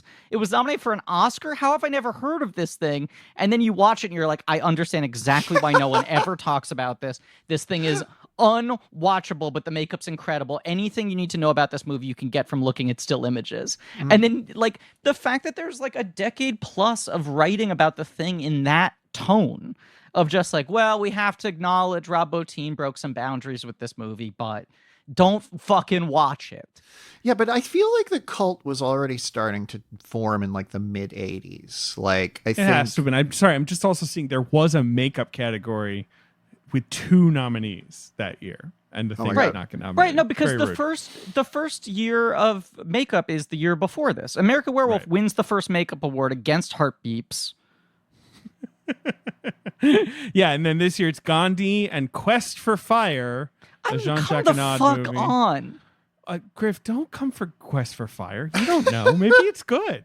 You don't know. No, it is good. It is good, but Ron come Perlman's on. in it. The language is invented language. I'm sorry, this movie's in an invented language. You don't know Isn't this it about like I cavemen? do. It's a caveman movie. I don't know Ray, this movie. Ray Don That's crazy. Chong. Right. Did Everett Jean-Jacques McGill, Ray Annaud Don- direct it? He did. Yeah, I know this. I've seen this. I know from Quest for Fire. It's got Cool. good makeup, but come the fuck on. Yeah, I do. The question is, right, when does the public come around on the thing? I'm not sure. Or what? Not the public, but like, when does the reputation flip on the thing? It is definitely one of those movies that became much bigger on home video, was saved by home video. And again, it's because when you take this movie home, there's like an intimacy to it that really works there. It is. Look, I would love to see this movie in a theater. I've always been meaning to, and every time it gets screened in New York, I've had to miss it for one reason or another. I would love to see this film on a big screen with a silent audience and all of that. But there is something about watching this movie alone in your home at night in a dark room that really kind of spooks you. I'm so fucking mad about this. The night before LA started its COVID lockdown, The Thing was screening at the theater right next to me. And I was like, I should go see it. And I was like, no, I'll die. which is like the kind of the ideal way to see The Thing in the theater, but Emily, I didn't go. It's how I feel about not seeing Bloodshot on the big screen while I had the chance. And I fucked that up too. Who knows when there's a repertory screening of Bloodshot? The Metrograph's going to open back up with Bloodshot. We all know that. David, what if we emailed the Metrograph and went, we would really like to host a screening of Bloodshot? That was our move. That's okay. No, I mean, Emily, early, I think off mic, you said it's a good Christmas movie. It is. It's about great sitting Christmas around the movie. fire. It is. Even though it came out in the summer. I watch it at Halloween for the scares, and I watch it in December just because it's got great vibe, great winter vibe. Do you think part of the mistake actually was releasing this movie in the summer, as much as I'm sure they figured it was going to be a blockbuster or whatever? But like, they should have released it in the winter. This is a goddamn Thanksgiving weekend movie. Yeah. This is I am sick of my family, and I'm sick of being inside, and I'm going to watch a movie about those two things. Yeah, because it's just, I mean, I remember Empire Magazine had some big article about the thing and was trying to paint the picture of like, imagine you're at like a shitty multiplex, you're seeing E.T., and you can hear the thing bleeding through the wall, right? Mm-hmm. And, you can just hear like screams coming through, and you're like, what is that over there? Like, wait, I'm trying to enjoy my Reese's Pieces eating alien over here. And like, that's how I always thought of the thing. It's just this nasty little side thing going on next door that was just everyone was walking out like barfing. It's hard to imagine what this movie felt like to the average cinema goer with no like whatever warning, right? Because like the trailer doesn't really spoil the creature effects at all, I think, right? Yeah. Like it's not like it's trying to sort of, be coy about it. The poster famously was like done in like 3 hours overnight with Drew Struzan knowing nothing about the movie. Right, with this very vague, it's a good tagline, but with the ultimate in alien terror in it, is you could say that about a lot of things, right? But the poster is also like a guy in a parka in the snow and like light is exploding out of his hood. It's true. Yeah. It's not really a descriptive. It's a good poster. He didn't know. He hadn't read the script. Right, no one told him it. He was given like no material. They were like, this feels like a poster you draw after you're like told you were given a basic summary of the opening credits of the movie, and then like and then there's snow. Like that's maybe all you know. And it's a good image. It's become iconic in its own right. But I think if you are expecting that, and then you get like a fucking spider head and shit. Yeah. Mm-hmm. Yeah, I forgot the trailer does have "Man is the warmest place to hide," which is a way better tagline. Way better. That's great. Yeah. Yeah. But and it does have a little bit of the creature effects, but it's definitely. Go ahead. I think 1982 had this thing, especially in the like film geek circles. It had this thing. I think 1982, there was this concept that attached itself to the summer of 1982, especially when like the film geek websites took over of like, that was the best summer for movies ever. And I think that The Thing, the movie specifically, benefited from that and sort of drafted off of that. And then people actually started to watch it again and were like, this is pretty fucking great. But that's an interesting take. Yeah, because that is such a sort of legendary genre blockbuster summer that The Thing might have gotten reevaluated and reappreciated faster than it otherwise would have, because people were sort of think-piecing it into this movement. And Blade Runner's right there already going through the same arc. So you're like, okay, you're open to it already. Because like E.T., Poltergeist, Star Trek 2... Conan the Barbarian, Rocky 3, like those are the ones that are totally succeeding, right? Mm-hmm. Yeah, pretty much. And then you have like Tron, you have The Thing, you have The Road Warrior, you have these ones that are sort of at a cult level or underperforming or sort of like grow later. And then Fast Times at Ridgemont High as well. That is a wild summer. Yeah, it's a good summer. Okay, Griffin, hush. I know. You just got started talking. It was so difficult to get a word in, and you finally were, you gotten the ball rolling there, and it sucks for me to do this, but I have to talk to you about paying for job sites because you want to know what you're getting. If you get Indeed, you only pay for quality candidates that meet your must-have requirements, okay?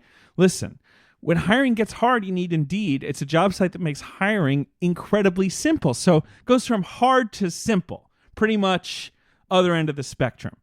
You attract, you interview, and you hire. With Indeed, you can do all your hiring in one place, even interviewing. You don't just sort of hope your perfect candidate's going to find you. Indeed has hiring tools. It's going to help you cut through the noise to hire faster and smarter. Instant Match, that's a service they've got, provides you a list of quality candidates whose resumes are on Indeed the moment you post a sponsored job. Indeed knows how important it is to make the most of your recruiting hours and dollars. So with Indeed, you can save time and money by setting your must-have qualifications and only paying for the quality candidates that meet them.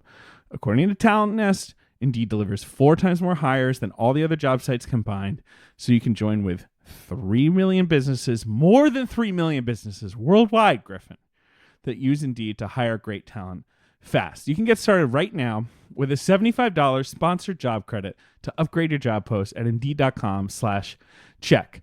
Get a $75 credit at Indeed.com/check. That's Indeed.com/check. Offer valid through September 30th. Terms and conditions apply. That's it.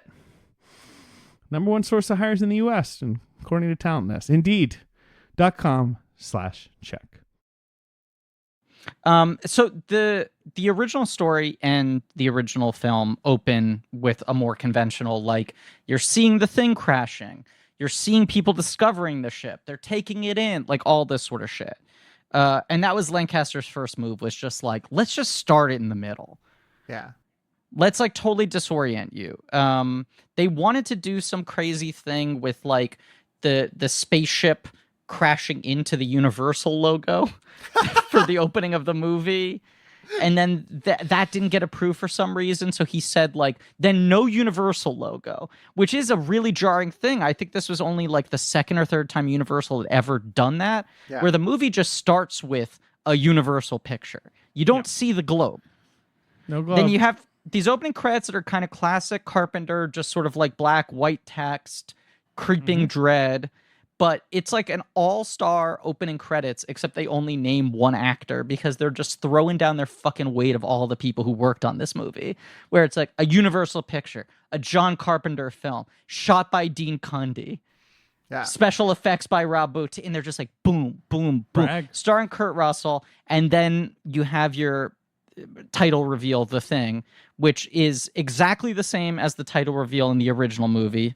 And they replicated the exact same process. Do you know what it is, David? I don't, but is it like them cutting holes in a sheet or something? Like, what is it? Something that simple? So they have like a whatever it's called, like a lucite, like transparent thing of the title, right? The text in that weird handwriting, The Thing. They put that on one side inside of a fish tank. Then they cover the fish tank with a garbage bag. I love this. And they fill it up? Is that how it works? I think they fill it up, but here's the better thing. You're not there's a step here you're not going to predict, right? I think they put some light behind it so the light will shine through and the letters will glow, right? They have the camera on the other side, and then they light the garbage bag on fire and start filming. And the that way makes that sense. That makes sense, the way that the actually. letters slowly appear is a garbage bag melting away to reveal. Because it's flickering. That actually makes sense when you watch the title. Right. That's really funny. But that's what I they love did how for the people think original of it. film, and then From Another World comes in underneath, and Carpenter was like, we're going to do the exact same thing, and we're going to do it the same way. How is that not the way you reveal the title of every movie? That should just be the only way. Yeah. You should always let a garbage bag on fire and then reveal my best friend's wedding.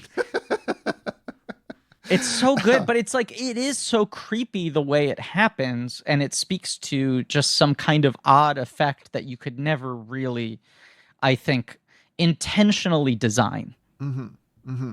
Yeah. You know, we were talking about this a lot in the Halloween episode of just like the weird magic of that mask in that movie, which they have now spent 8 or 9 sequels trying to replicate, and it's never worked as well as the time they just bought a thing and spray painted it. Yeah. Yeah. Yeah, I just watched the opening credits for the remake, and they stink. They're bad.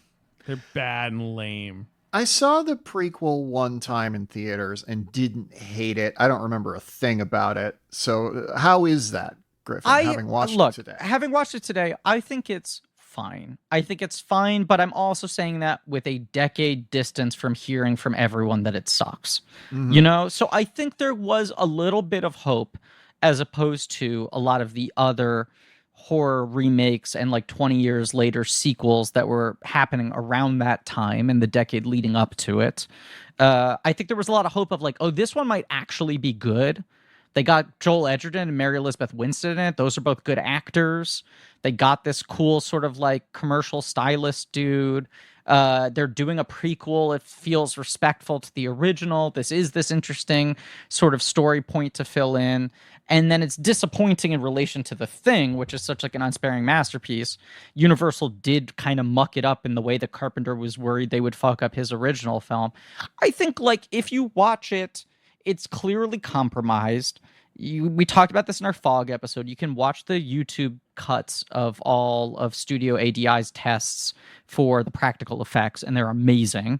And then Universal freaked out and CGI'd all of them over, and also did not have was unwilling to commit to the bleakness of how the film was supposed to end. And so it feels compromised in that way, but it's like better than a lot of horror movies of that moment. Sure. I'll watch it. I think one thing they got right that at the time they were kind of derided for is Mary Elizabeth Winstead as the female Kurt Russell. Like, I feel like that has borne out. So yes, absolutely. It's also just, I mean, you know, stuff that's like completely predictable, but if you're watching it now, it's hard to get pissed off over because you just know that this is what they did. But like, it's got a lot of jump scares. It's got too much score that is too aggressive, you know? It's got too much panic. Like, a thing that really hit me watching the original, the Carpenter, I have to make it very clear, the distinction between the remake, which is actually a prequel, the original, and then the remake, which is the Carpenter. But watching the Carpenter last night, a thing that really hit me is like, is this the only horror movie I've ever seen where no one screams? Yeah, I mean, apart from the line you did to open which is yelling, not even screaming. But yeah, right. Exactly. And everyone's Wilford Brimley does smash a bunch of stuff with an axe, and he's kind of screaming. He does that in every movie. The characters have freakouts, right? And there's the scene where Kurt Russell has the flamethrower, and he's freaking out and trying to get them to release him and all that sort of shit. But like, this is a movie that does not like, and I know a lot of it is like, well, it's a bunch of fucking emotionally closed off men in the cold and they're dead inside and all of that. But even like Alien, you think about the way that everyone reacts to the chest burster versus this, where most of the creature reveals played a stunned silence. Like, people are just kind of like terrified, but motionless and wordless, you know? Absolutely. Yeah. I mean, there's an awe and a reverence for the creature that is very interesting, both on the part of the movie and of the characters. Also, they can't run anywhere. They can't run anywhere. Yeah, that's part of it. They're stuck. Yeah. But it's all, and also, but then there's weird, I like the little, like the guy going for the dog, like trying to save you know what I mean? Where the weird little human stuff where it's like, I get why, like, they would just sort of have these kind of instinctual reactions that don't make sense. Like, because you're seeing something that doesn't make any sense. It's beyond even the alien. Like, the alien in Alien obviously is crazy looking, but it is vaguely humanoid, and it's coming for you, so that's scary. You know, like, this thing, it's like, I don't even know what to focus on, right? Well, like, that was Carpenter's, like all this, yes, right. And it's always going to look different, and it's going to change, and it's all of that shit. That was Carpenter's, like, single biggest sort of mantra with this movie, is like, is it possible to make a horror movie without a man in a suit? You know, that was his whole thing. Not only are we going to use modern special effects and makeup and all of that, but we're going to free that from it needing to be grafted onto a humanoid form. Because he's like, I loved Alien, but it kind of bums me out that he's got like 2 arms and 2 legs and walks upright. Like, that was my one complaint about Alien. And I want to see if we can make it more abstract and harder to pin down and all of that. I tend to not be one of those people who's like, oh, CGI is bad. You know, like there's good CGI, there's bad CGI, but I think there are Certainly.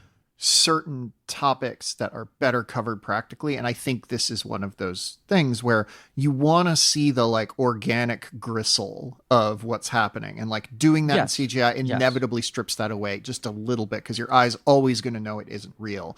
And here, like, I know it isn't real, but also it might be, you know, it's that feeling of like they might have actually created something in a lab somewhere.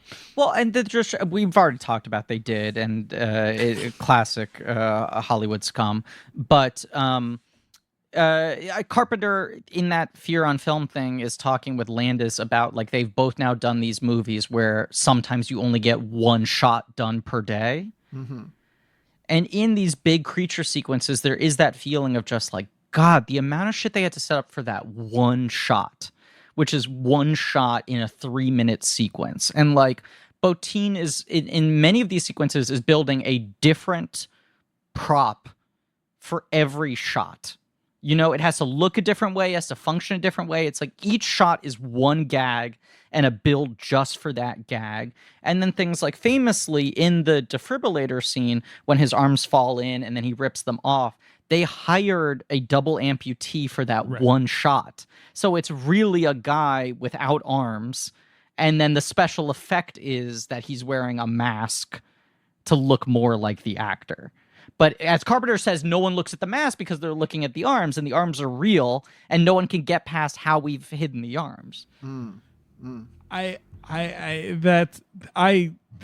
That sequence is just so damn audacious. I think I'm with Emily that it's like annoying to bag on, you know, to make CG the sort of easy villain, right? Like, because that's sort of what so much discourse about modern movies has become, where it's like, oh, it's because of the CG. But like, it's just that thing of like where you can see the limitation and how hard everything is being pushed. It does.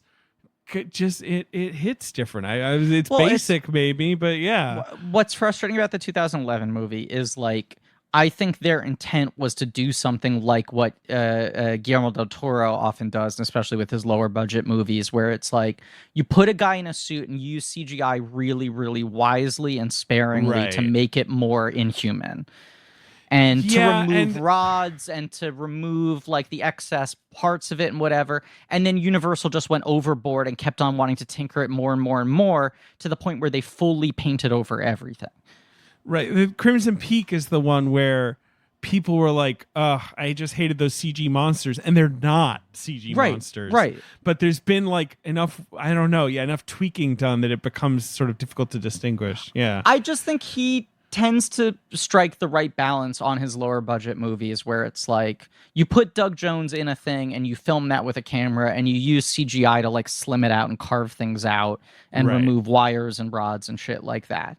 But there is something to the viscera of this movie. I mean, like apparently Kurt Russell would walk on set and be worried about the thing looking cheesy.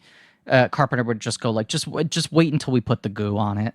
You know, and there's the amount of fucking slime in this movie. There's a lot of goo. I mean, oh man, yeah, this is like an incredible, slime. The color, too. The color is so underrated. It's like somehow grosser. Like, and I feel like the remake, from what I've seen of it, it's more human. It's more blood and gutsy, right? It's more reds and purples and blues. Sure. And like, it's wild when the guy's just fucking green. You know, like it's like weird green entrails are like spurting everywhere. The only thing I can think of to compare it to is placenta. Like that is the feel of it. It's like something being born. It looks like tumors to me. Like when you've seen like footage of tumors being removed and shit. Right, where it's like this is not human essentially. Like this is something that grew that wasn't part of the body. Right. Yeah. Right. Yeah. Well, can I say, I've been on the record, I like snow crime. Man, do I love cold slime. Wow. What? No, David, yes. David, yes. You can't just ignore the fact, right? We get room temperature slime. Yep. We get hot slime. Cold slime, though. Yep. David, you cannot just ignore that fact. Room temperature slime. The worst. Yeah. You know, Snow Crime and Cold Slime is a great title for something. I just want you to know that and have that ready at the ready. Okay. Definitely for something. Yeah, like Double Dare. You just know that that game show set was room temperature. For sure. Yeah. Whew, I just do you guys ever just watch clips of The Thing? Because I do that a lot. Yeah, you know, of course. Like let me spend some time with the spider today. The spider head. I just want to see it. Yeah. This is one of my go-tos for that. Yeah. Yeah. It's at the time we're recording this, it's about to come out on 4K in a steelbook. I've still not been able to pre-order because I keep on missing it. But I'm so excited to have that fucking disc because like Total Recall is the other one that I put on and just watch certain sequences over and over again, trying to figure them out. Mm-hmm. And this one, it's just like any 2 shots you can just frame by frame it and just fucking live in it. Yeah, I mean, just I know we're jumping all around here, but like the order of like that defibrillator scene is okay. Chest opens up, eats his arms rip off, right? Mm-hmm. Yep. Then like the monster comes out of the chest. Ah! Well, right. No. So the chest has turned into a big mouth that's hungry and has eaten his arms. Right. Then it eats him. Sorry. Yes. Then the head starts to just sort of stretch off the body. Right. And you got a lot of green tendrils going, and then the head finally pops off and grows legs and starts skittering around, but also coming out of the chest is another crazy head. Yes. And that head sort of like poking on the ceiling and going like, "Rrr." And meanwhile, Kurt Russell is sort of looking at it going like, ooh. Which is my favorite part. Like Kurt Russell isn't like, oh my God, burn that fucking thing right now. He's just looking at it like Jesus. Like, which maybe that's the reaction you have, right? Where it's just sort of like your brain's like, you know what? Let's disable all higher functions. I find it realistic. I think everyone just goes into complete shock in this movie. And it's like, as you said, Emily, there's a certain degree of awe for this thing, but there also is just the like, I can't process what is happening. And weirdly, that makes the horror more realistic than most films you've seen where people accept far too quickly, oh, there is a burn man who haunts your dreams. Yeah. And you're like, well, I guess that's Freddy's deal, you know? There's the classic fight or flight reaction, but there's also, you know, the freeze or fawn, the 4 Fs. And like, this is a movie about people who freeze. Yes. They freeze and they don't know what to do, and then it's too late. And Kurt Russell's the one who figures out what to do just quickly enough to set something on fire. And these guys are just like, I mean, you have all the early scenes where it's like these guys barely talk to each other anymore, you know? Yes, they're right. They've all settled into their like Antarctic. They're sort of in hibernation, right? Because it's like, it's dark. And what I love, though, like, again, like a fattier movie, whatever the opposite of a lean movie, it would have more scenes of power struggle, like of like, well, you can't be in charge. And instead, this kind of boils it down to like one scene. And McReady becoming the sort of, you know, like like there's the guy who's like, I can't do it, right? Like he's like, well, you should be in charge. Well, I can't do it. It's just sort of obvious that Kurt Russell's going to be. We know Kurt Russell's the guy. He's the movie star, but also he's just fucking like wafting confidence, like in the way the others are not. Ready. Yeah, he is ready. He do be ready. He ready. Yeah, he ready. But like, I just like that there's not like a lot of shoe leather over like, well, should the helicopter? No, come on. Like we get, you know, that stuff is great. No, and that power struggle scene like really happens pretty deep into the movie. Unless I'm misremembering, leads directly into that defibrillator scene. Like you have that sort of standoff with him with the flamethrower, which then like he's sort of wrestling control. Where he's got the dynamite, where he's like, he's all snowed up. What do we think of Snowy Kurt, by the way? Because he's also pretty cute. Oh my God. Want to warm that guy up. Yeah. This is the eye thing I want to say. We said that he's got very gentle, tender, right, pretty eyes, right?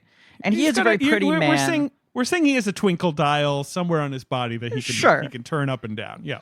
But there's something to just his eyes being so goddamn icy blue, especially when he's just surrounded by brown hair, right? Like you have like this dark mane and this beard. There's so little flesh actually showing on his face. You're not really seeing his bone structure. So it's like this guy is just kind of like hidden. But then these eyes cut through in every single shot. And the colder he gets, the more covered in snow he is, the paler he is, the more hypothermic he is, the more his eyes pop.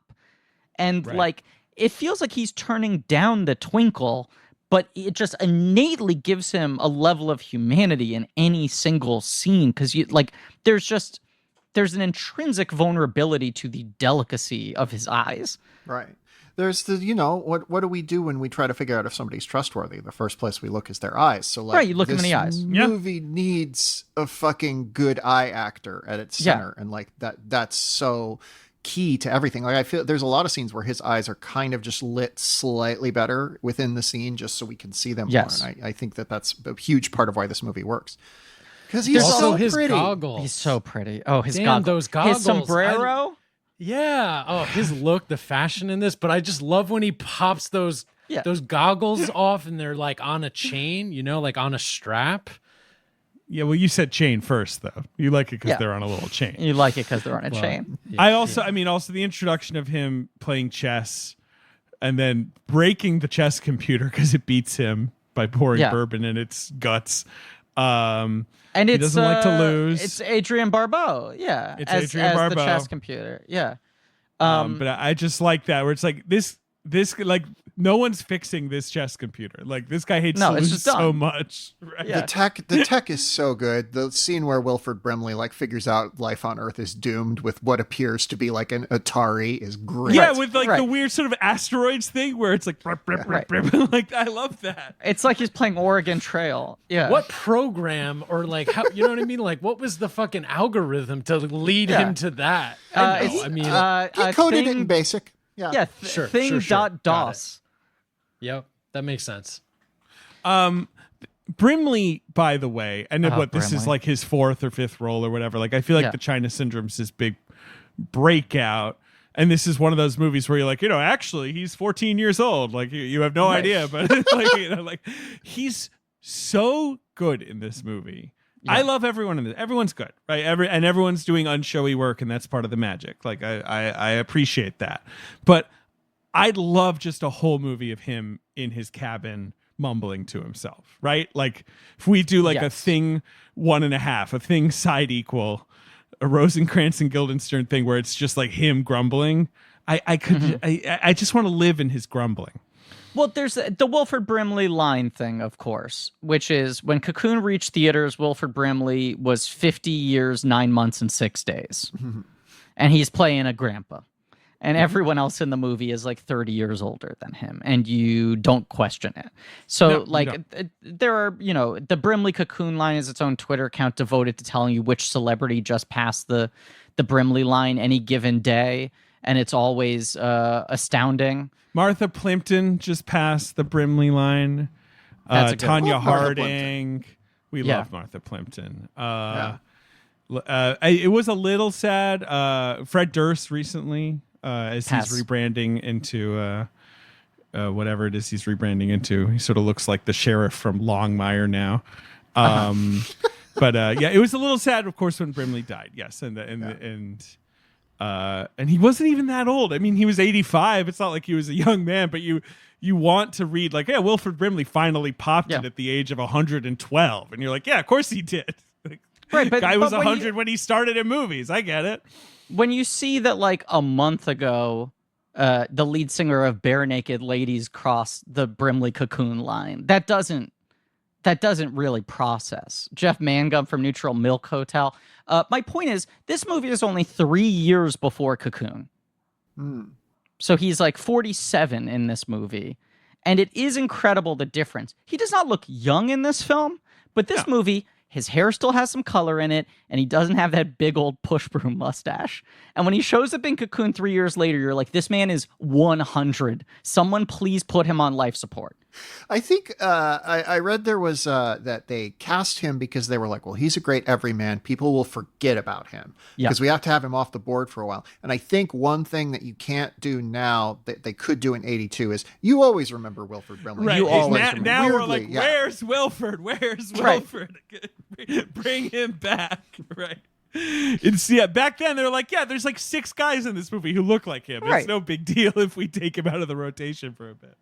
But by the time I see this movie, I'm just like, how am I going to take the Quaker Oats guy seriously in a horror? It felt like it was overpowering. Well, they did cut out the scene where he uses the computer program to diagnose everyone with diabetes. I don't know. We got to do some Brimley time. I mean, what's the next Brimley we're going to do, right? Are we going to do frickin' In and Out anytime soon? We should. Do the Firm. He's good in In and Out. He is. When's he bad? Firm. He's always good. Great in the Firm. He really is always. I mean, the last thing I remember seeing him in was, did you hear about The Morgans? Right.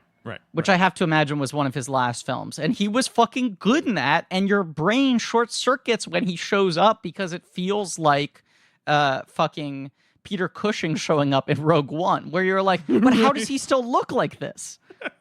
He's like frozen in ember. Right. He started at a certain age, but he didn't really advance. He just stayed there. That was his genius. Right. He looks exactly the same age. And did you hear about the Morgans as he did in Cocoon? Yeah. And then, of course, at the end of this movie, he turns into a gigantic monster that tries to eat everybody.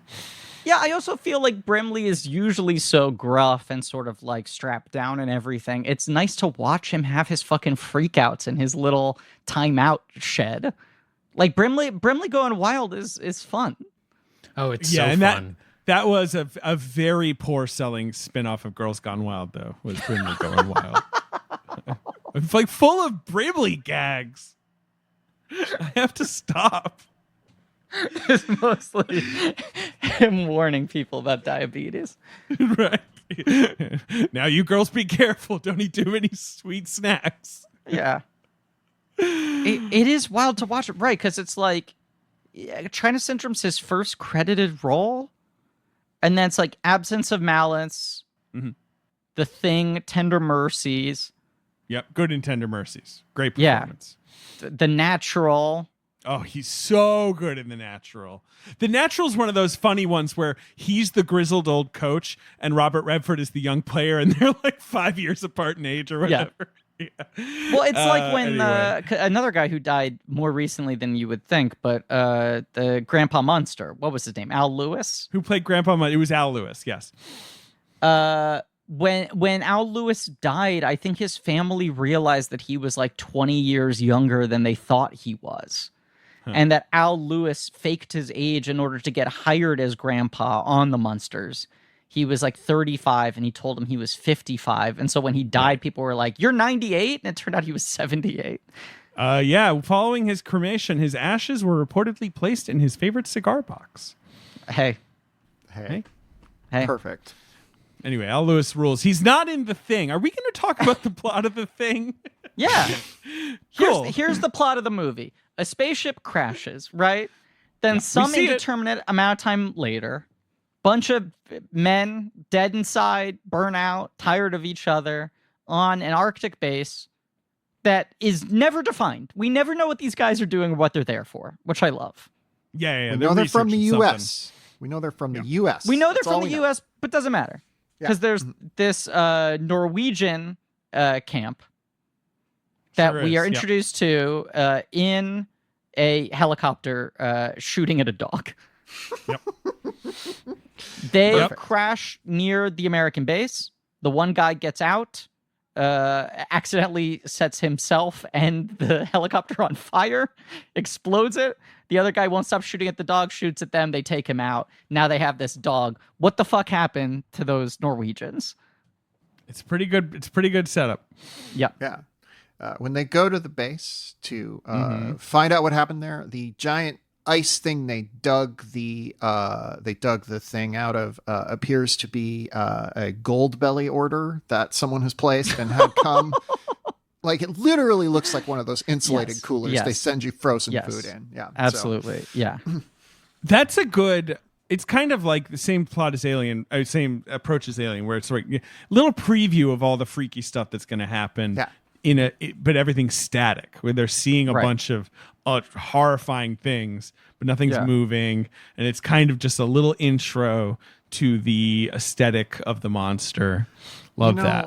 We've been talking a lot about how that scene with the dogs and the tentacles coming out of the dog, like, really just seems like but like that creation in the Norwegian base, the mutated man, the two-face caught in thing. half, that sets you up pretty well for what's coming. That is true. Yeah. I think there's something about the dog's face peeling so rapidly. Yeah, I mean, yeah, the way it pops rather than there's no warning. Yeah, I rewound it 3 times. And I've seen this movie before, but I rewound it 3 times because I was like, I know the gory shot's coming. And when that shot starts with like 5 solid seconds of an animatronic dog head before it peels open, it's not like they cut to it right before the peel. You're watching an animatronic dog head with fur looking realistic, and then suddenly it peels open. You go, wait, that was the robot the whole time? Like, this was the special effect shot? It blows my fucking mind. But yes, this dog goes ham. It does. It goes ham, turns into a tentacle monster. Starts fucking with the other dogs. The other dogs start fighting their way out to escape. Right, and they eventually figure out that it can only be subdued with fire. And then they realize they got a thing on their hands. Wilford Brimley's the one who figures it out. Which, like, God, the way he just sort of... These guys are worth their weight in gold. If you can get like sort of a fucking crusty old character actor to like deliver your mumbo jumbo exposition like they resent it, you know, and just go like, I don't know what to tell you. Seems like an alien. That would be a great career. That would be a great career to just be the guy who comes in and says, God, I don't want to be here, but alien. David, you and I saw Shang-Chi this week, and we were talking about how Tony Leung in that is like a fucking Vegas blackjack dealer every time they give him some Marvel bullshit. That was your metaphor, and I can't stop thinking about it. I mean, it helps, obviously. He's seated in the scene you're talking about, like sort of facing all of them like a blackjack dealer. Right. But it really is the absolute calmness with which he explains how there was another character called the Mandarin in the Marvel Cinematic Universe. Right. Tony Leung, maybe the best actor alive, is handed this sort of like ham-fisted kind of like, look, we kind of got to paper over a few choices that were made a decade ago. Can you kind of like, deliver this with like, adequate sort of soulfulness? And he's like, yeah, no problem. Right. Let me think about my father. And yeah, exactly. Yeah, exactly. Yeah, but maybe this whole thing's going to be about family, and it's actually going to kind of move you to tears. I put it into words as the blackjack dealer, but it's because you turned to me and you just did this motion with your hands. Like, he's just like fucking like letting it just slide off him. I think it was like, exactly. He's just serving this up. And it's like there's no shame or whatever in it, right? Like he doesn't seem embarrassed by the material. You're getting the same effect from Brimley here, which is so important. That like the guy who now kind of sets the temperature of the movie, saying like this is an alien that can replicate other human beings, is able to do it with just the right level of like not playing the camp of it, but not being embarrassed by it either. You know, definitely, yeah. It's a thing. And what the thing does is it looks exactly like you. If you give it long enough, basically. Yeah. In between, it doesn't look anything like you. In between, it looks like the worst fucking shit you've ever seen in your life. But given enough time, it'll look like you. And it's magic. It's a magic premise. It's a premise, obviously, it's not like this movie invented it, but obviously it's just like the pure simplicity of like, yeah, well, you could be the thing. Or I could be the thing. That's now, the classic debate here is, do they know their things or don't they know their things? And the answer, of course, is who cares? Yeah, right. But it's never really talked about because everyone behaves like they're supposed to until the moment they turn into a crazy monster. Right? Yeah. Right. Yeah. Mm-hmm. Yeah. Which the fact that it's unexplored makes it scarier, because that's almost the most terrifying concept in the movie is, what if I'm the thing and I don't realize it? It replicates you so perfectly that it replicates your mental state right before the thing takes over you. It's kind of what it's, I mean, the ending is so perfect, but it's not just that they're like, well, maybe you still are the thing. It's like, or maybe I am. I don't know. Right? Yeah. Right. Yeah. And that's why I think this movie's a trans text. We got there, everybody. Let's dig in. I'm gonna do a couple readings on this and why I think it's a trans film. So there is this thing that this thing. I resisted, Griffin. You couldn't. I can't resist. I'm going to take it every time. I'm going to take a detour into Ari Aster's masterpiece Midsommar, which is a movie about a woman who goes on a trip with a bunch of men, and like, famously, they just kind of act like dudes around her. They kind of act like they're hanging out with, they're cracking open a cold one with the boys, to use a meme that's 10 years out of date. Because it's also they don't fucking want her there. They don't want her there, so they're obnoxiously behaving in the way they want to behave on their bro trip to Midsommar. Yes. Right. And I saw that movie shortly after it came out publicly, and was just blown away by it and was deeply moved by it. And I was like, why am I moved by this? And it is this thing of, God damn it. It is this theme of, before you come out to yourself, before, as we call it in the community, your egg hatches, you are frequently in spaces with other men. And you're just like, well, what you perceive to be other men because you think of yourself as a man. And you're just like, what is happening? None of this makes any fucking sense. And we're all just kind of acting like it's absolutely fine. And I am learning the customs. I'm learning them through, osmosis. And I think that the thing captures that feeling of being trapped in a space where you're not entirely sure if you are human, if you are someone that exists in this world, or if you are like some sort of deadly shapeshifter who needs to like go off and like make their head go off and become a spider. But I think there is a flip side of this, and this is the way I've always read this as a trans text, sort of stemming from Midsommar again as an example, which is there's this play called A Spy in the House of Men. It's written by a trans woman whose name I forget, and the concept of it is, when you are among men, you hear how men talk about women.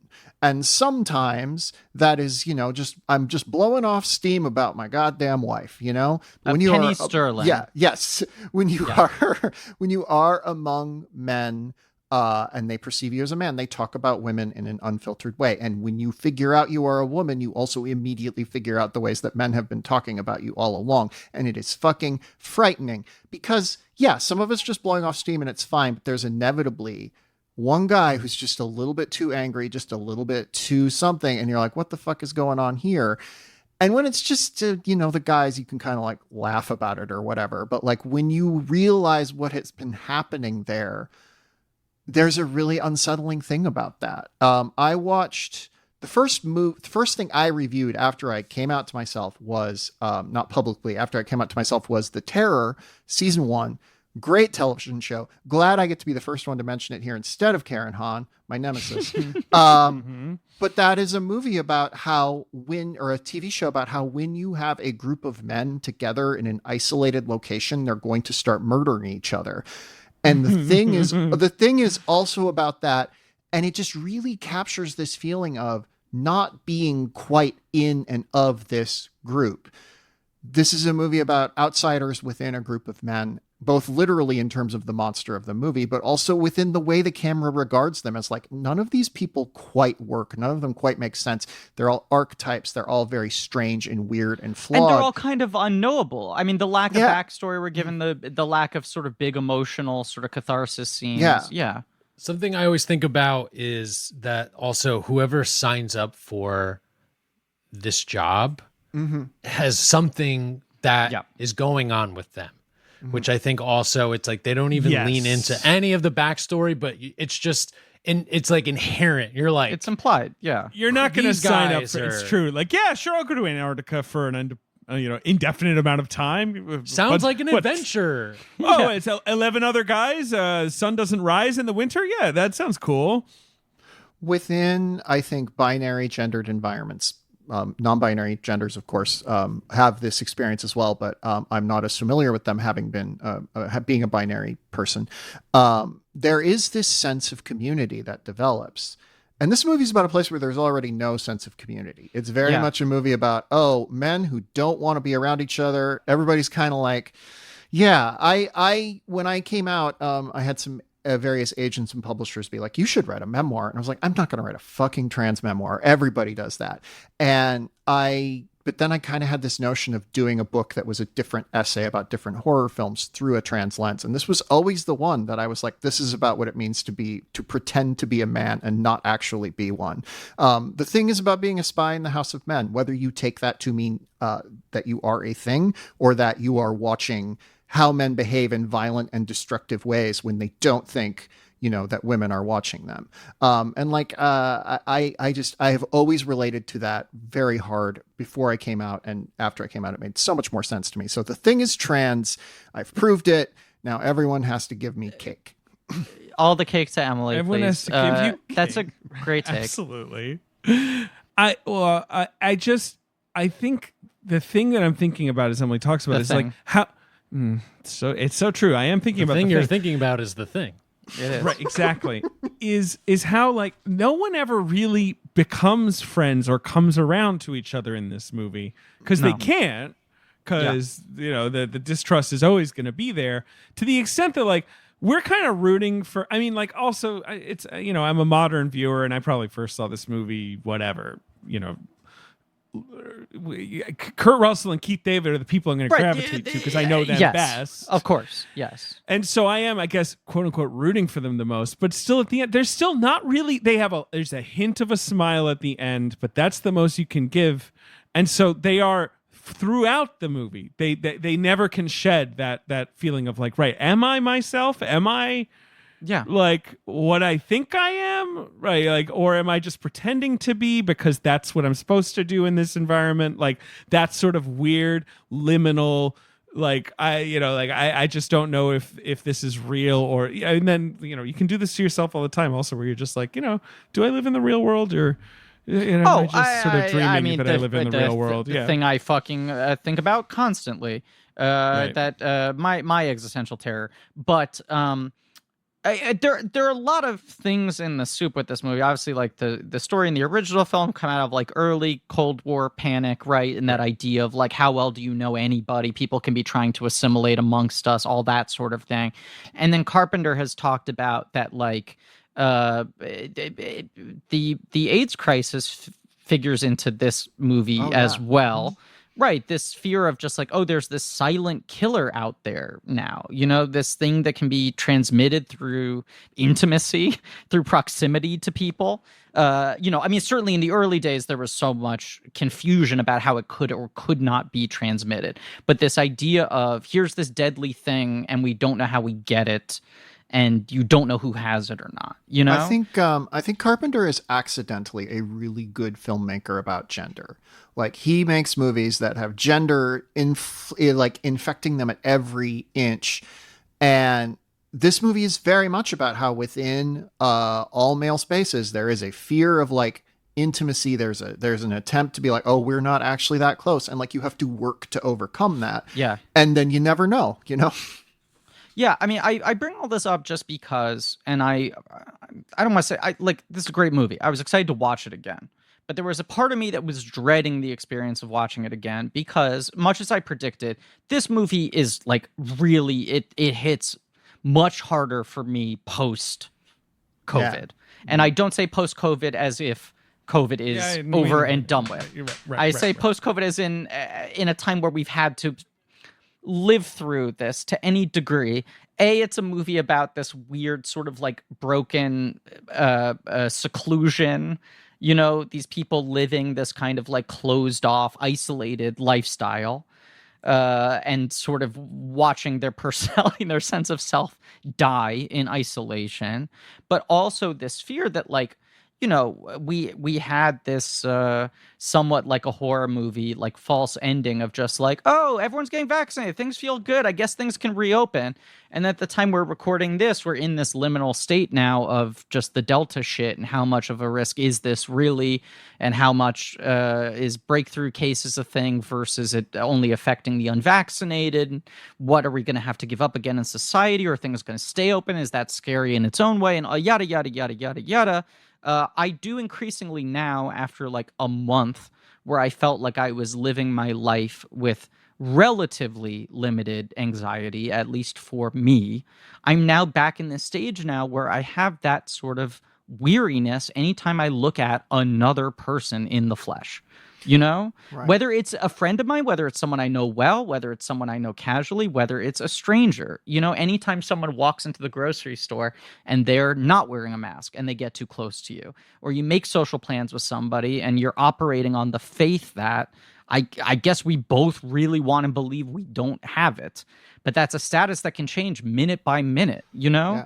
Even as recently as like I had to get tested twice recently. Man, what a fucking load off my mind to know I don't have it. And then that stops being up-to-date information a day later, an hour later, all that is scary. And this movie taps into that into such a primal way where it's like AIDS was the manifestation of that at the moment that he is conceptualizing this moment, right?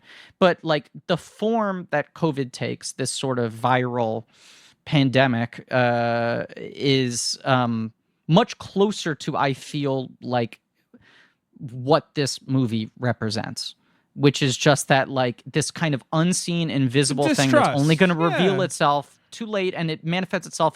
And the distrust is the thing that has fucked up my brain more than anything in the pandemic, where it's like there are people who are very close to me who I now fundamentally distrust, and I have a fundamental distrust of strangers. And anytime I let someone get close to me, I'm scared that I'm making a fatal mistake. The modern world is just designed to stoke paranoia. It's designed to make you say, oh my God, is this person vaccinated? Correct. Is this person not vaccinated? Social media, blah, blah, blah, blah, blah. But like, I do think about this in terms of Carpenter was clearly really fucked up by Reagan's election. Yes. And this is kind of a movie about like, who do I know that is secretly like plotting the destruction of everything I hold dear? Absolutely. Right. And then, They Live is the more satirical, goofy version of that. But it is a thing. I don't know. I just feel like it's the thing. It's the thing. 18 months of pandemic and then 4 months of my fucking health bullshit, and then I go back out into the world, and to some degree it felt like, okay, I've been in like an Arctic base for the last 20 plus months, and now I'm cautiously trying to wonder in the way what is, as you said, the point of the ending of the movie is it doesn't matter, right? It doesn't matter if both of them are things or both of them are humans. The bigger point is they're going to spend the rest of their life not knowing whether to trust anything or anybody for the rest of time, right? There's the point in the movie in which the stakes become not do we survive this, but how do we make sure that this thing doesn't escape and spread, because Brimley's done his fucking calculations and factored in how much time it would take for this to take over the entire planet. And so there's a certain degree of self-preservation, but there's also this degree of like, we might be the last stop. Well, and that's what they struggled so much with the ending, because it's like, how heroic can you make it? Like, should they defeat the thing? Right. Should they get wiped out? Obviously, they come up with the perfect ending, which is basically like the two of them sitting there being like, we're probably being heroes because we're probably going to die, right? Like, that's where it concludes, where it's like, well, so I think we're both okay, and the whole place is on fire, and we're probably going to die here. And that's good, unless you're the thing. Like, and it's sort of like, let's just wait. And it's a perfect thing. The thing is a perfect thing. Sorry, carry on. Go ahead, Emily. Sorry. I think that slipped my mind. I'll come back to it. I'll have it. I'll stall for a moment and say that Carpenter considers the video game to be canon.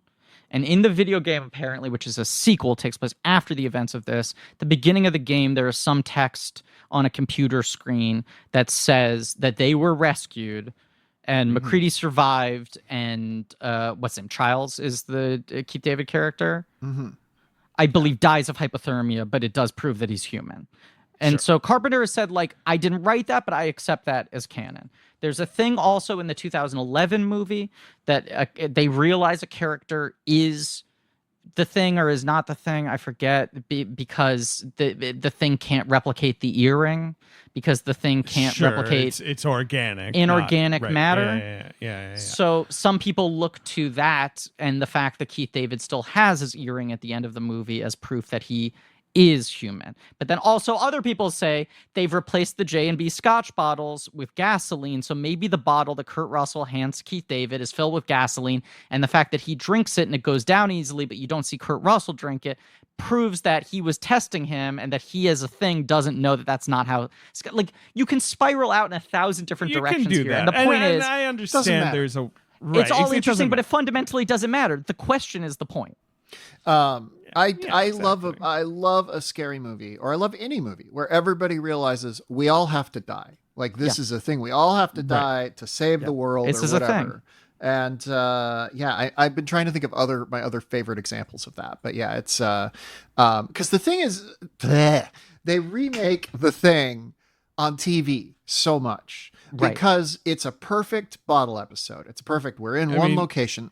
Yeah, famously X-Files did it. We're talking about ice, right? Which is the best. I mean, there's a Futurama one too. There's a Futurama episode that's like Murder on the Orient Express plus. Yeah. Yes, there's a Doctor Who one. Doctor Who one, but like, what I think about that is on TV you have to say, okay, we saved the world and everyone's fine, because you have to go on and Mulder and Scully have to save the day next week again. And like, I don't know, something about the bleakness of this. I get why it didn't hit people in 82, but it's the only appropriate response to the world this film sets up and the world we live in, arguably. Right. The ongoing world. I agree. It's such a fertile concept, and the thing that this movie was able to do is for the first time actually visualize that, you know? Like, there are things like the monsters on Maple Street, or what's it called? The monsters are coming to Maple Street, Twilight Zone. Are due on Maple Street, I believe. Ooh. Yep. It's playing with similar things, but you just have to live in that space of one of these human actors might secretly be a monster. We're never going to be able to reveal them. Right. You can't have the in-between part. This movie is like, well, let's show the in-between part. And by the way, it ain't so nice. Yeah. Right. That just adds a whole other level to it. This is kind of a body snatcher movie, but also kind of not. So it plays off the paranoia of the body snatcher genre, but like also gets at this added layer of you never know. You know? It's also fascinating that the original Body Snatcher and the original Thing from Another World come out very close together, and this comes out only 4 years after the Kaufman Body Snatcher. And Griff, I don't know if you noticed, but in the dossier, JJ found this quote where he disses the remake of Invasion of the Body Snatchers, which interesting, a rare bad take by Carpenter. But and of course, this is at the time, so it's a pretty fresh movie. And he says, like, when I saw it, I thought, why did he do this? The original was so much better and showed so much less. Yeah, which is an interesting note considering The Thing shows lots, but so much. His sort of defense is like, in terms of remaking The Thing, I had it easy because I wasn't trying to remake it, because you know, his argument is really like, I'm kind of just doing the story, right? And the Hawks movie is its own thing, but it's just funny because I love the Kaufman movie. The Kaufman movie is great, but that's about. That's sort of the opposite of this movie. It's you're isolated, you're trapped, all the stuff we've been talking about. The whole brilliance of the Kaufman movies is happening in plain sight in a big crowded city, and it's just about that feeling of like, wait, do I not trust anyone on Earth? Like, do I just feel completely unmoored from like how society works? Like everyone's, I mean, I love that movie. But that's and the effects are really cool. They live as his Body Snatchers movie. Totally. Yeah. And they live fucking rules. So John Carpenter wins again. Yeah, he wins. Double win. A few other things I want to just throw out from the dossier. He wanted to film in black and white. Universal would not let him. That would be great. Right. But then his thing was like, cool, so then I'm going to have this thing be so devoid of color. I want everything so drab and bland so that when the Thing shows up in any manifestation, whether it's green tentacles or red dog head or whatever, it really, really pops. And so a lot of it is just done with lighting, and a lot of the lighting in this movie, most of it is the natural lighting of the actual spaces they're filming in, but also lighting it with the flares that the guys carry around and shit like that. It's also just, it's one of those things like watching the 2011 movie after this where horror movies are not, especially studio films, comfortable being this quiet for this long. And usually they'll only be this quiet in the build up to a jump scare. But like the lack of sort of unnecessary dialogue You know, the lack of an overbearing score, the fact that the score is more tonal rather than like underscoring the scares specifically. Yeah, the score isn't doing the usual Hollywood movie thing of kind of alerting you to the scare rhythms, right? Like where it's like, okay, we're building up to something.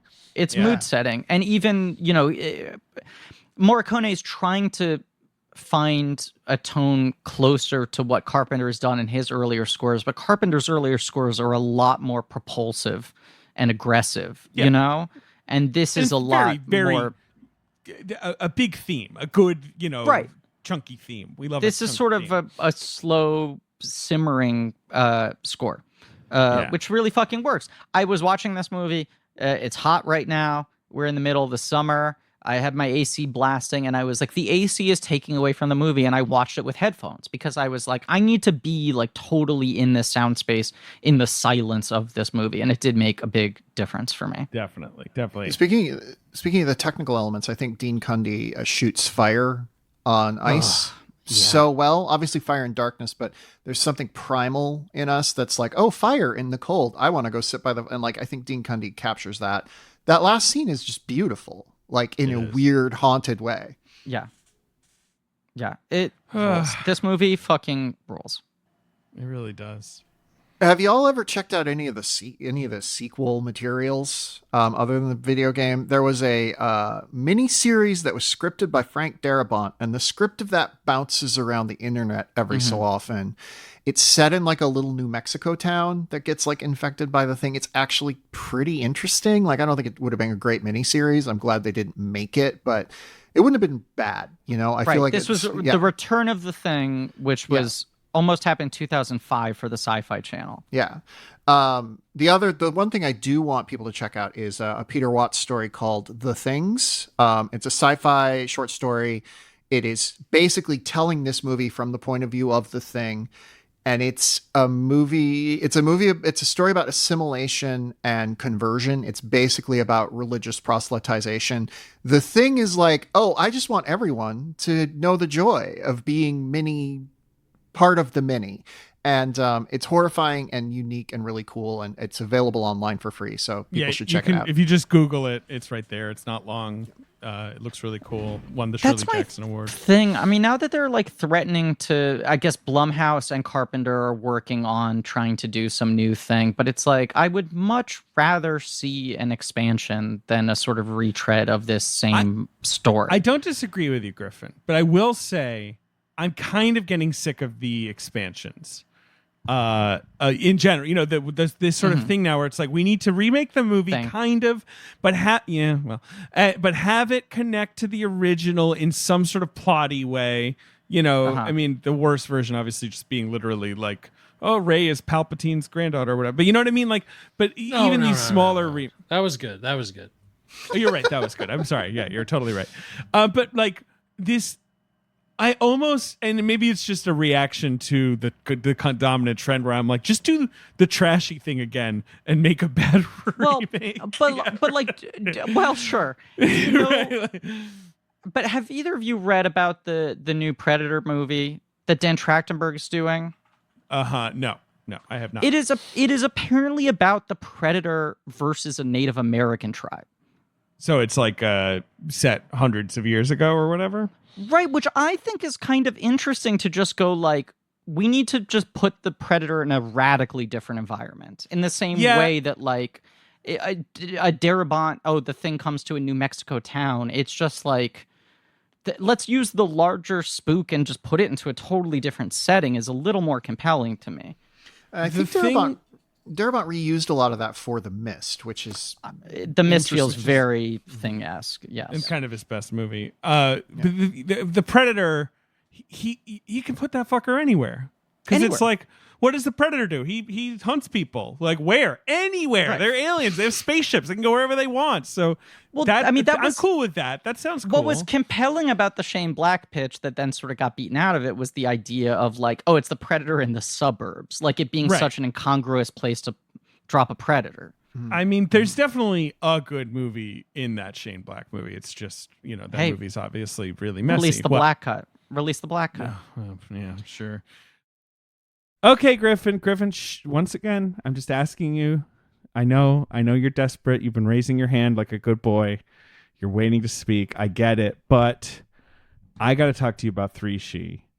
That's right, 3CHI. That's how they spell it, but it's pronounced 3She. It rhymes. It's the industry leader in Delta 8 THC products. We've talked about this.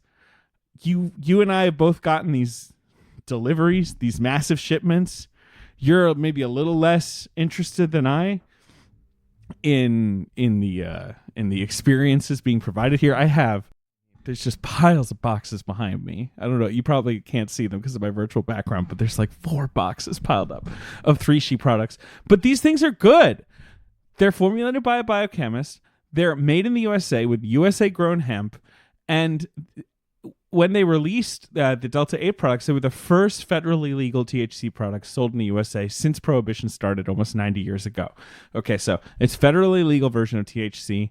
It's sort of a hybrid effect of CBD and Delta 9. It gives you a similar buzz and the medicinal effects of Delta 9, but it doesn't give you the laziness, the anxiety, the paranoia, the fogginess.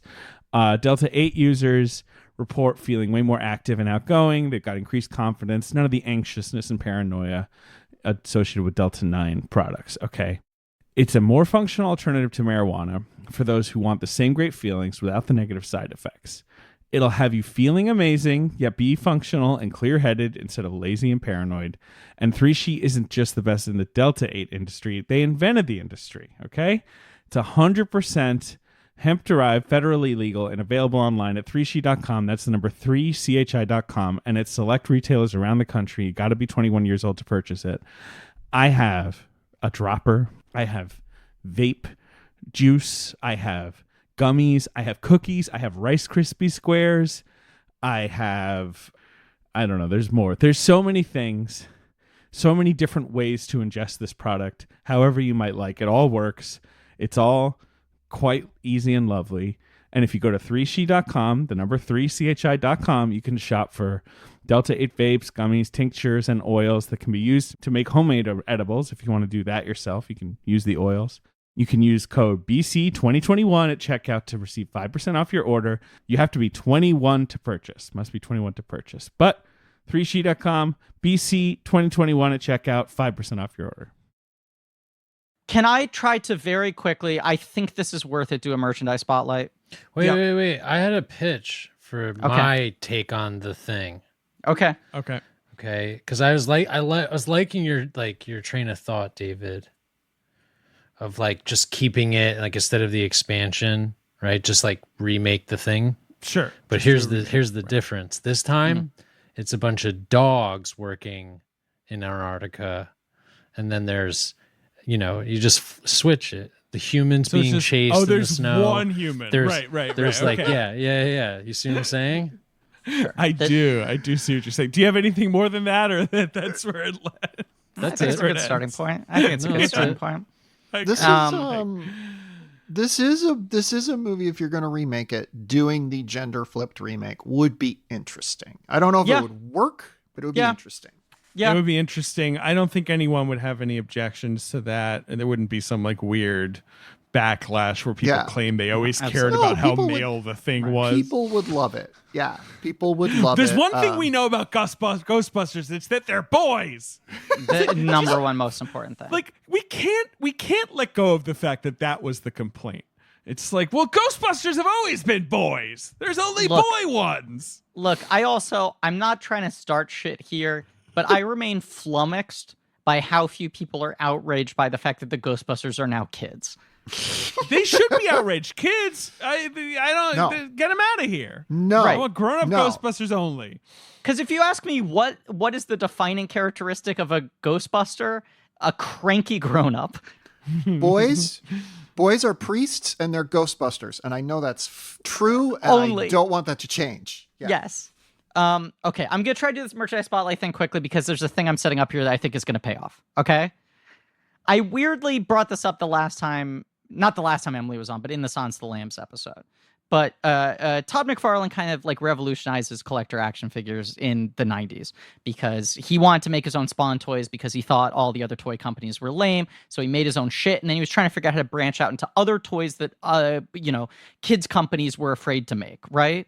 And so he said, like, there are all these movie characters that they're one cool looking character in a movie that couldn't support an entire action figure line. What if I collect all of those licenses? So he does this series called Movie Maniacs that was like monsters, horror characters, things that no one else is making, and you put them all in as like a potpourri in one line. So it's Freddy and Jason and Leatherface, and then weirdly, because it was topical at that point, 2 of the characters from Species 2, right? And it's huge. Suddenly it's one of the like top 10 best-selling toy lines in America. So now he's got this thing, and it's like, oh, it's an anthology line. You put the best characters in. He's got a thing. Yeah, the thing. He's got a thing. Series 2, Chucky, The Crow, Ghostface, Michael Myers, Norman Bates, right? These are all kind of like... Killer? No. From Scream. Ghostface from Scream. Oh, and then okay. and then Pumpkinhead, who's kind of an odd pick, but that's just like, well, it's just a cool-looking monster, right? Yeah. Yeah. Okay, this is the thing I want to set up. So Series 3, he goes a little bit hog wild, right? And Series 3 is interesting because we've covered most of these movies or characters, and the ones we haven't covered, it's very possible that we will eventually get to them, okay? So Series 3, he does the thing. He does 2 different sets of the thing. He does one of the creature coming out of the body with the spider head, and he does another one of the final monster. Which I guess is the Wilford Brimley Wilford mutation, Brimley, right? Then he also does Snake Plissken. So it's like, oh, you're not doing just like monsters and stuff now. You're doing kind of like badass R-rated heroes, right? Cronenberg's The Fly. Sure. The final form. Another big gross thing. Right. Edward Scissorhands, like, okay, Sure. like, yeah, a monster, a gentle monster, but what have you. Ash from the Evil Dead franchise. Uh-huh. And then I just want you to, like, I want 3 guesses quickly of, like, think about the icons of these types of films and, like, who do you think, oh, it's weird they haven't gotten around to that character yet. Take a guess. Who the last character is, and I'll give you a hint. It is a movie we have covered on the podcast. Oh, wow. Okay. Is this Hannibal Lecter? It is not. Everyone wanted Hannibal Lecter, and Anthony Classic Hopkins choice. would not give up his likeness rights. It didn't happen for another 10 years. I know we haven't covered this, but it's not. So it's not like The Exorcist. It's not nothing from The Exorcist. It's which not. Seems like another Reagan obvious also, one. Right. there were rights issues for a while, end up happening about 15 years later. Ben, do you want to take one guess? Was it Fletch? Ben, you are the closest, I would argue. Damn it! I was hoping he was correct. The final action figure in Series 3 of Movie Maniacs is Samuel L. Jackson as Shaft. Hey! Whoa, though. Samuel L. Jackson is Shaft. Yup. Is it the grumpy older version of him that doesn't like soy milk and Right. live doesn't like streaming? eating ass. Yeah. No, it's Samuel L. Jackson 2000s is Shaft, John yeah. Singleton. How weird is that? Why not Richard Roundtree? Why not I know. original good Shaft? But I also just find it fascinating. Like, we've done Edward Scissorhands, we've done Shaft, we've done Pliskin, we've done The Thing, and it's very, very possible that we, if not likely, that we do The Fly and Ash someday. I mean, yeah. The Fly is a movie about gender transition, so I'll be back for that. Okay, and it yeah. has been claimed. Actually, all of Cronenberg's movies are about gender transition. I mean, I was about to Yeah. say, right? It's not. Cronenberg does a lot of body stuff. in Yeah. Yeah, it's general. what the fuck is this flesh prison? Yes, exactly. Box office game. Okay. Well, the Shaft. I I'm think gonna look that it was up. worth it for Shaft that reveal. movie. Right? No, of course it was, Griffin. great. People love That's the funny. merch spotlight. I'm looking at it now. You should make some merch spotlight merch. I want to so badly. Interesting. Okay. It looks good. Like, it looks just It like does look Samuel good. Jackson. Looks like Samuel But Jackson. it's Looks just a man in a trench coat with his hand in his pocket. He's got his hand right there, though. All right. Yeah, he's right So there. this movie comes out, as we've noted, on June 23rd. Is it? Or wait, Okay. it's late June. Sorry, wait. Let me look it up actually, because now I'm forgetting. June 25th, 1982, and it did come out, as you noted, Griffin, the same week as Blade Runner, which seems like a mistake to me. Yep. I would say. Neither of those films opens at number one, though, because number one at the box office is what? E.T. E.T. It's E.T. Making $13 million in its third weekend. Just in a freight 1982. Train. Just a freight train. It was the highest grossing movie of all time. Absolutely outrageous. It sure was. E.T.'s a good movie. E.T. is a fucking staggering work. It is the fucking best. E.T. for me is one of those undeniable objects where I just don't want to hear anything bad. I don't want to hear anyone's criticisms. Every time I see that movie, I'm astonished it works. I'm just like, this is so good. It's true. How does it shouldn't exist? really work. No, by the work. end, you just want to die of crying. That's how I feel. Like a decade ago, I saw like a screening of it at Dumbo Park where they like projected it in the middle of the summer, and I was sitting on a towel with my friends, and the towel next to us was like a dad with like a 2 or 3 year old daughter, maybe 3 or 4. And she starts obviously losing it when E.T. goes like pale, right? It's not good. We don't like it.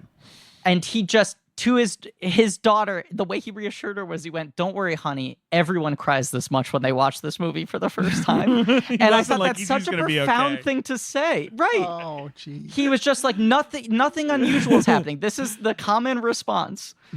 We've all been there. E.T. good. E.T. 1. Good. Blade Runner number 2. Okay. It's also interesting in terms of the reputations changing and growing for these two movies. Blade Runner has to be like re-edited and re-perceived like 3 or 4 different times to become an undeniable classic. The Thing is just like completely unchanging, and everyone just comes around to it. Blade Runner has a similar like long-running debate about it too. That's like, is he a replicant? And that doesn't matter. And like, doesn't matter. Doesn't matter. That's so the point. similar. It's weird. Doesn't matter. Doesn't matter if the top falls over. Doesn't matter whether Decker's a replicant or not. Doesn't matter if either of them are things. That's the whole point. The uncertainty is the point. Right. But I just love that Harrison Ford the whole time was like, "What? He's not a replicant. Fuck you." Anyway, I don't play and Ridley robots. Scott's like, "I think he is. I don't know. He seems really worked up about it." Like hell I am. Number 3 at the box office is a film from one of our favorite guys. Guy we've covered? We've never covered him because he's made 1 billion movies. He is, of course, the director and star of this movie. It's one of the many movies he's the director and star of. It's Clint Eastwood, but that ain't much of a clue because he's made a lot of movies. Is it 1982. Is it Tightrope? It's not Tightrope, which he did not direct, although he ghost directed that movie. Right. Well, go ahead, Emily. What was your choice? Is it High Plains Drifter? It's not High Plains Drifter, which is a great movie. But no, it is a movie that now. Okay. Go ahead. No, go ahead. No. You go ahead. Well, I'm gonna give it away, but if you have a guess, we're gonna get this. We're gonna get this. Okay. Griff. Sure. It's Firefox. It is Firefox. I was about to say it shares the name of a famed internet browser. Wow. It is Clint Eastwood's. Nice work, Emily. I don't even know what that movie's about.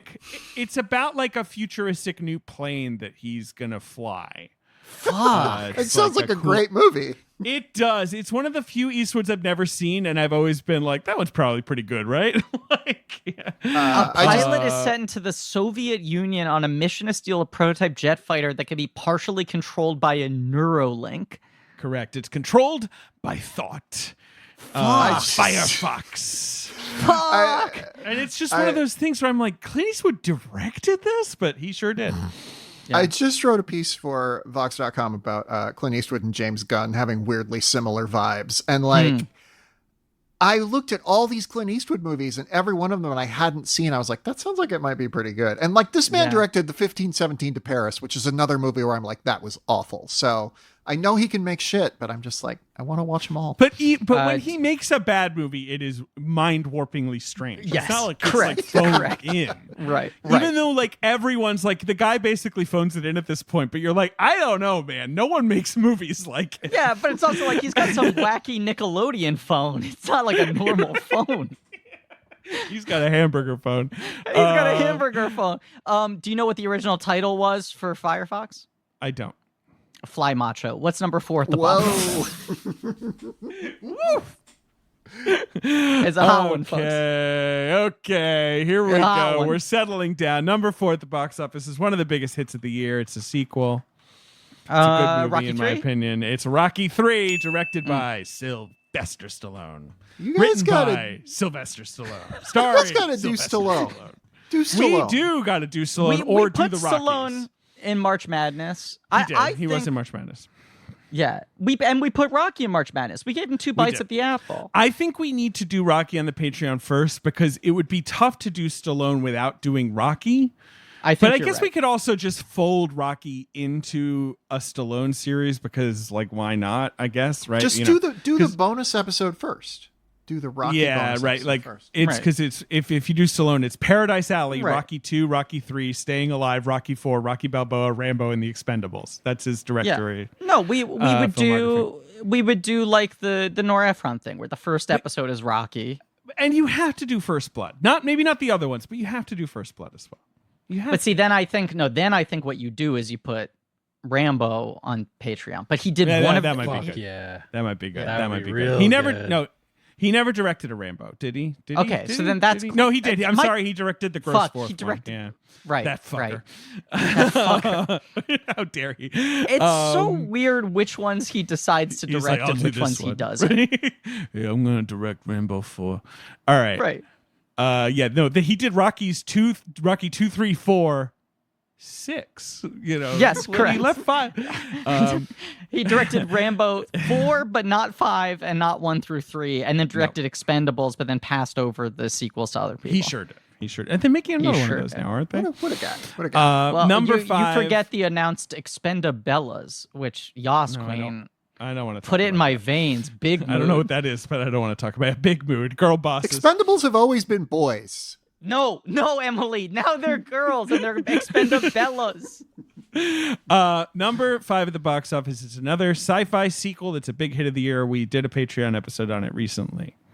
What is it? Patreon episode on it recently. Star Trek 2? It's Star Trek. Oh, Star Trek 2, The Wrath of Khan. course. And number 6 at the box office, Griffin, is the first film I ever saw in the theater. What is it? Fuck.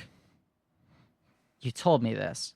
I did. But it was you saw it as a re-release. It was Disney being movie, right? it was being re-released or as a rep screening or something. Is I have it no idea why 101 Dalmatians? No, it is no. The whole reason it's weird is that it's a weird movie. It's John Huston's Annie, the movie of tomorrow. Oh, jeez. That was like, The movie of tomorrow. didn't that make a fair amount of money? It was considered a flop because it was so expensive. It was a ridiculously expensive movie, but it did make money. It just was kind of, didn't make enough money. But it is totally worth seeing. It is there's so much money on the screen because it's like old ass John Huston just being like, what do you mean you can't build a set? Build a set for everything. Like it's these crazy sets.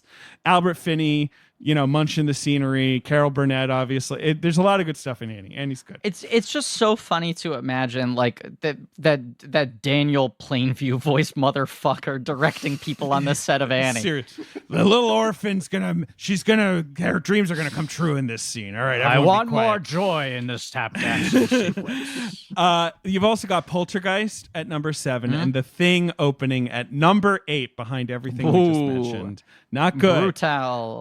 It is opening above the Hal Needham movie Megaforce, starring Barry Bostwick and Persis Kambata, the duo. Numbers A and B, letters 1 and 2. Bostwick and Kambata, they're together finally. The tagline for Megaforce: there has never been a superhero like Ace Hunter. That is the tagline. I mean, this is true. Megaforce, if people don't know it, it's famous. It's a Golden Harvest movie that was built for the American audience. Like it's Golden Harvest, the famous studio from Hong Kong, is trying to make a Hollywood movie, and they made a movie called Megaforce. Anyway, I've never seen it. I've always thought about watching it. Yeah. Wow, yeah, it sounds interesting. It does. But yeah, The Thing, it didn't do well. But what are you gonna do? Oh, What are you gonna do? 1982, they're wrong. I guess you're just gonna have to sit around and become an established classic just by fucking waiting. They Yeah, were right about E.T. in 82, but they were wrong about this. Right. But of course, what wins Best Picture? Gandhi, the Gandhi. best makeup of 1982. So, it is what it is. Well, Emily, thank you so much for coming on the show, for throwing down the hammer, and once again demanding. It's no one takes over the show by force as well as you do. I'm putting my chips down, calling my shot. Midsommar episode 2029. I'm doing it. Sure. And The Fly, you've already put your chips down for Fly. Let's fucking do it. Yeah, let's sounds good. Do it. You need to let me know when you're covering some real pieces of shit coming up, because I got to do that next. That's my next thing. Right. What's the I fucking... need to. Right. I'll keep my eye out for real stink bombs. Right. It's like horrendous. Like what's the next movie we're gonna cover that has a futter whacking in it? Oh God. Well, those are tough to come by, Griffin. They're tough to come by in this economy. A futter whacking in this economy. Futter whackings, they're like fucking Haley's Comet. It's like once every 80 years there's something that heinous. Emily, people should follow you on Twitter, a hell site filled with demons. Twitter.com/EmilyVDW. You can read my writing at Vox. I'm just going to plug everything. That's what I'm going to do. Plug it all. I got so much shit to plug. Read all my stuff at Vox. I have a podcast at Vox called What to Watch. It's in the thing called Vox Quick Hits. It's just Alyssa Wilkinson and I goofing around every week for about 15 minutes. That's a good time. You can and should listen to my scripted podcast, Arden. We finished our second season in late 2020. We have a short mini series coming up in November, December. 2 women solving crimes, falling in love. Very proud of it. We've won awards now. So like I get to be hey, award-winning podcast. You also could read my newsletter, which is at emilyvdw.letterdrop.com. My book is Monsters of the Week, the complete critical companion to the X-Files. And please don't sleep on my recent Grammy-winning album of the year, the 3rd time I've won that. It's Folklore. It came out last year. It's very good. It's a good one. You're the best, Emily, and it's always a pleasure. I love coming here. I love talking to you guys, and I want to do it again, but I want it to be for a terrible movie. Yeah, we'll run some titles by you soon. And thank you all for listening. Please remember to rate, review, and subscribe. Thank you to Marie Barty for our social media. Thank you to JJ Birch and Nick Lariano for our research, AJ McKeon and Alex Barron for our editing, Pat Reynolds, Joe Bowen for our artwork. It keeps on getting longer. Leigh Montgomery and the Great American Novel for our theme song. You could go to blankies.reddit.com for some real nerdy shit, and go to patreon.com/blankcheck for Blank Check special features where we do commentaries on franchises, maybe Rambo someday.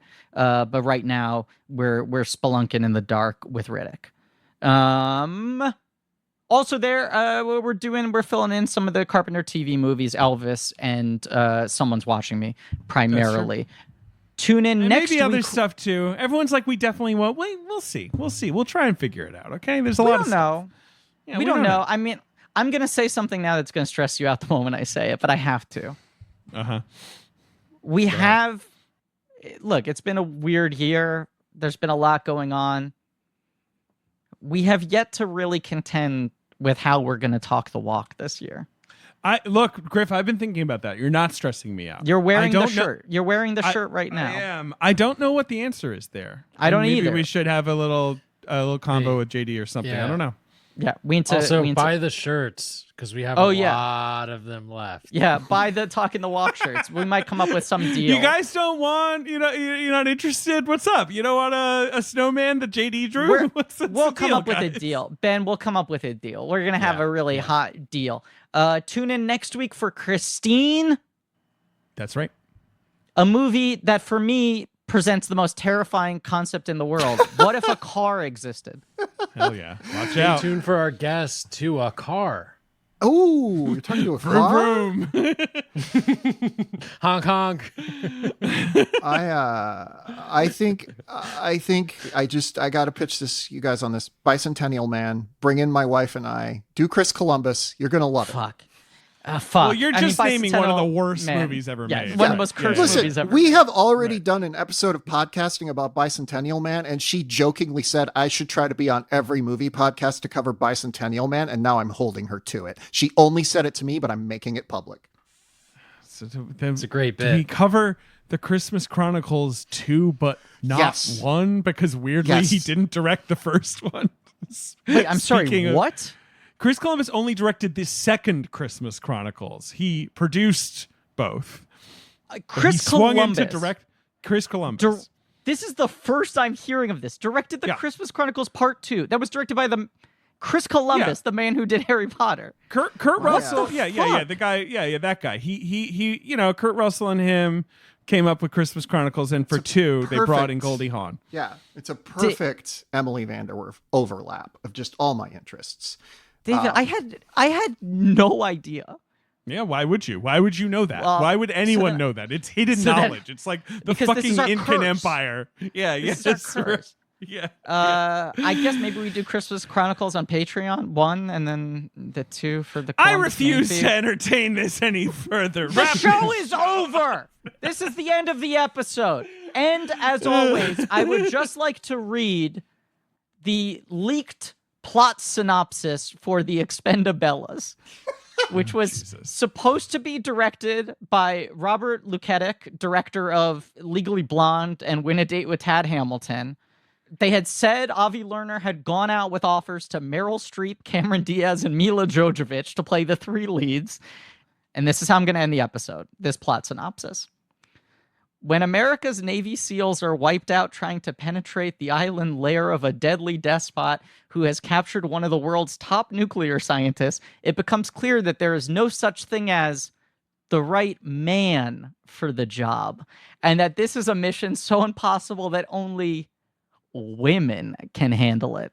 The only way in, some of the world's deadliest female operatives must pose as, wait for it, high-class call girls shipped in by private plane to satisfy a dictator and instead save the scientist and the day. Please make this movie so I can make the press junket really uncomfortable. Sounds we're proud terrific. to announce that Blank Check Pictures has acquired the rights to The Expendabellas in Turnaround. No, I don't want it. I don't want We got it. Turn it back around. We got it. Can't wait.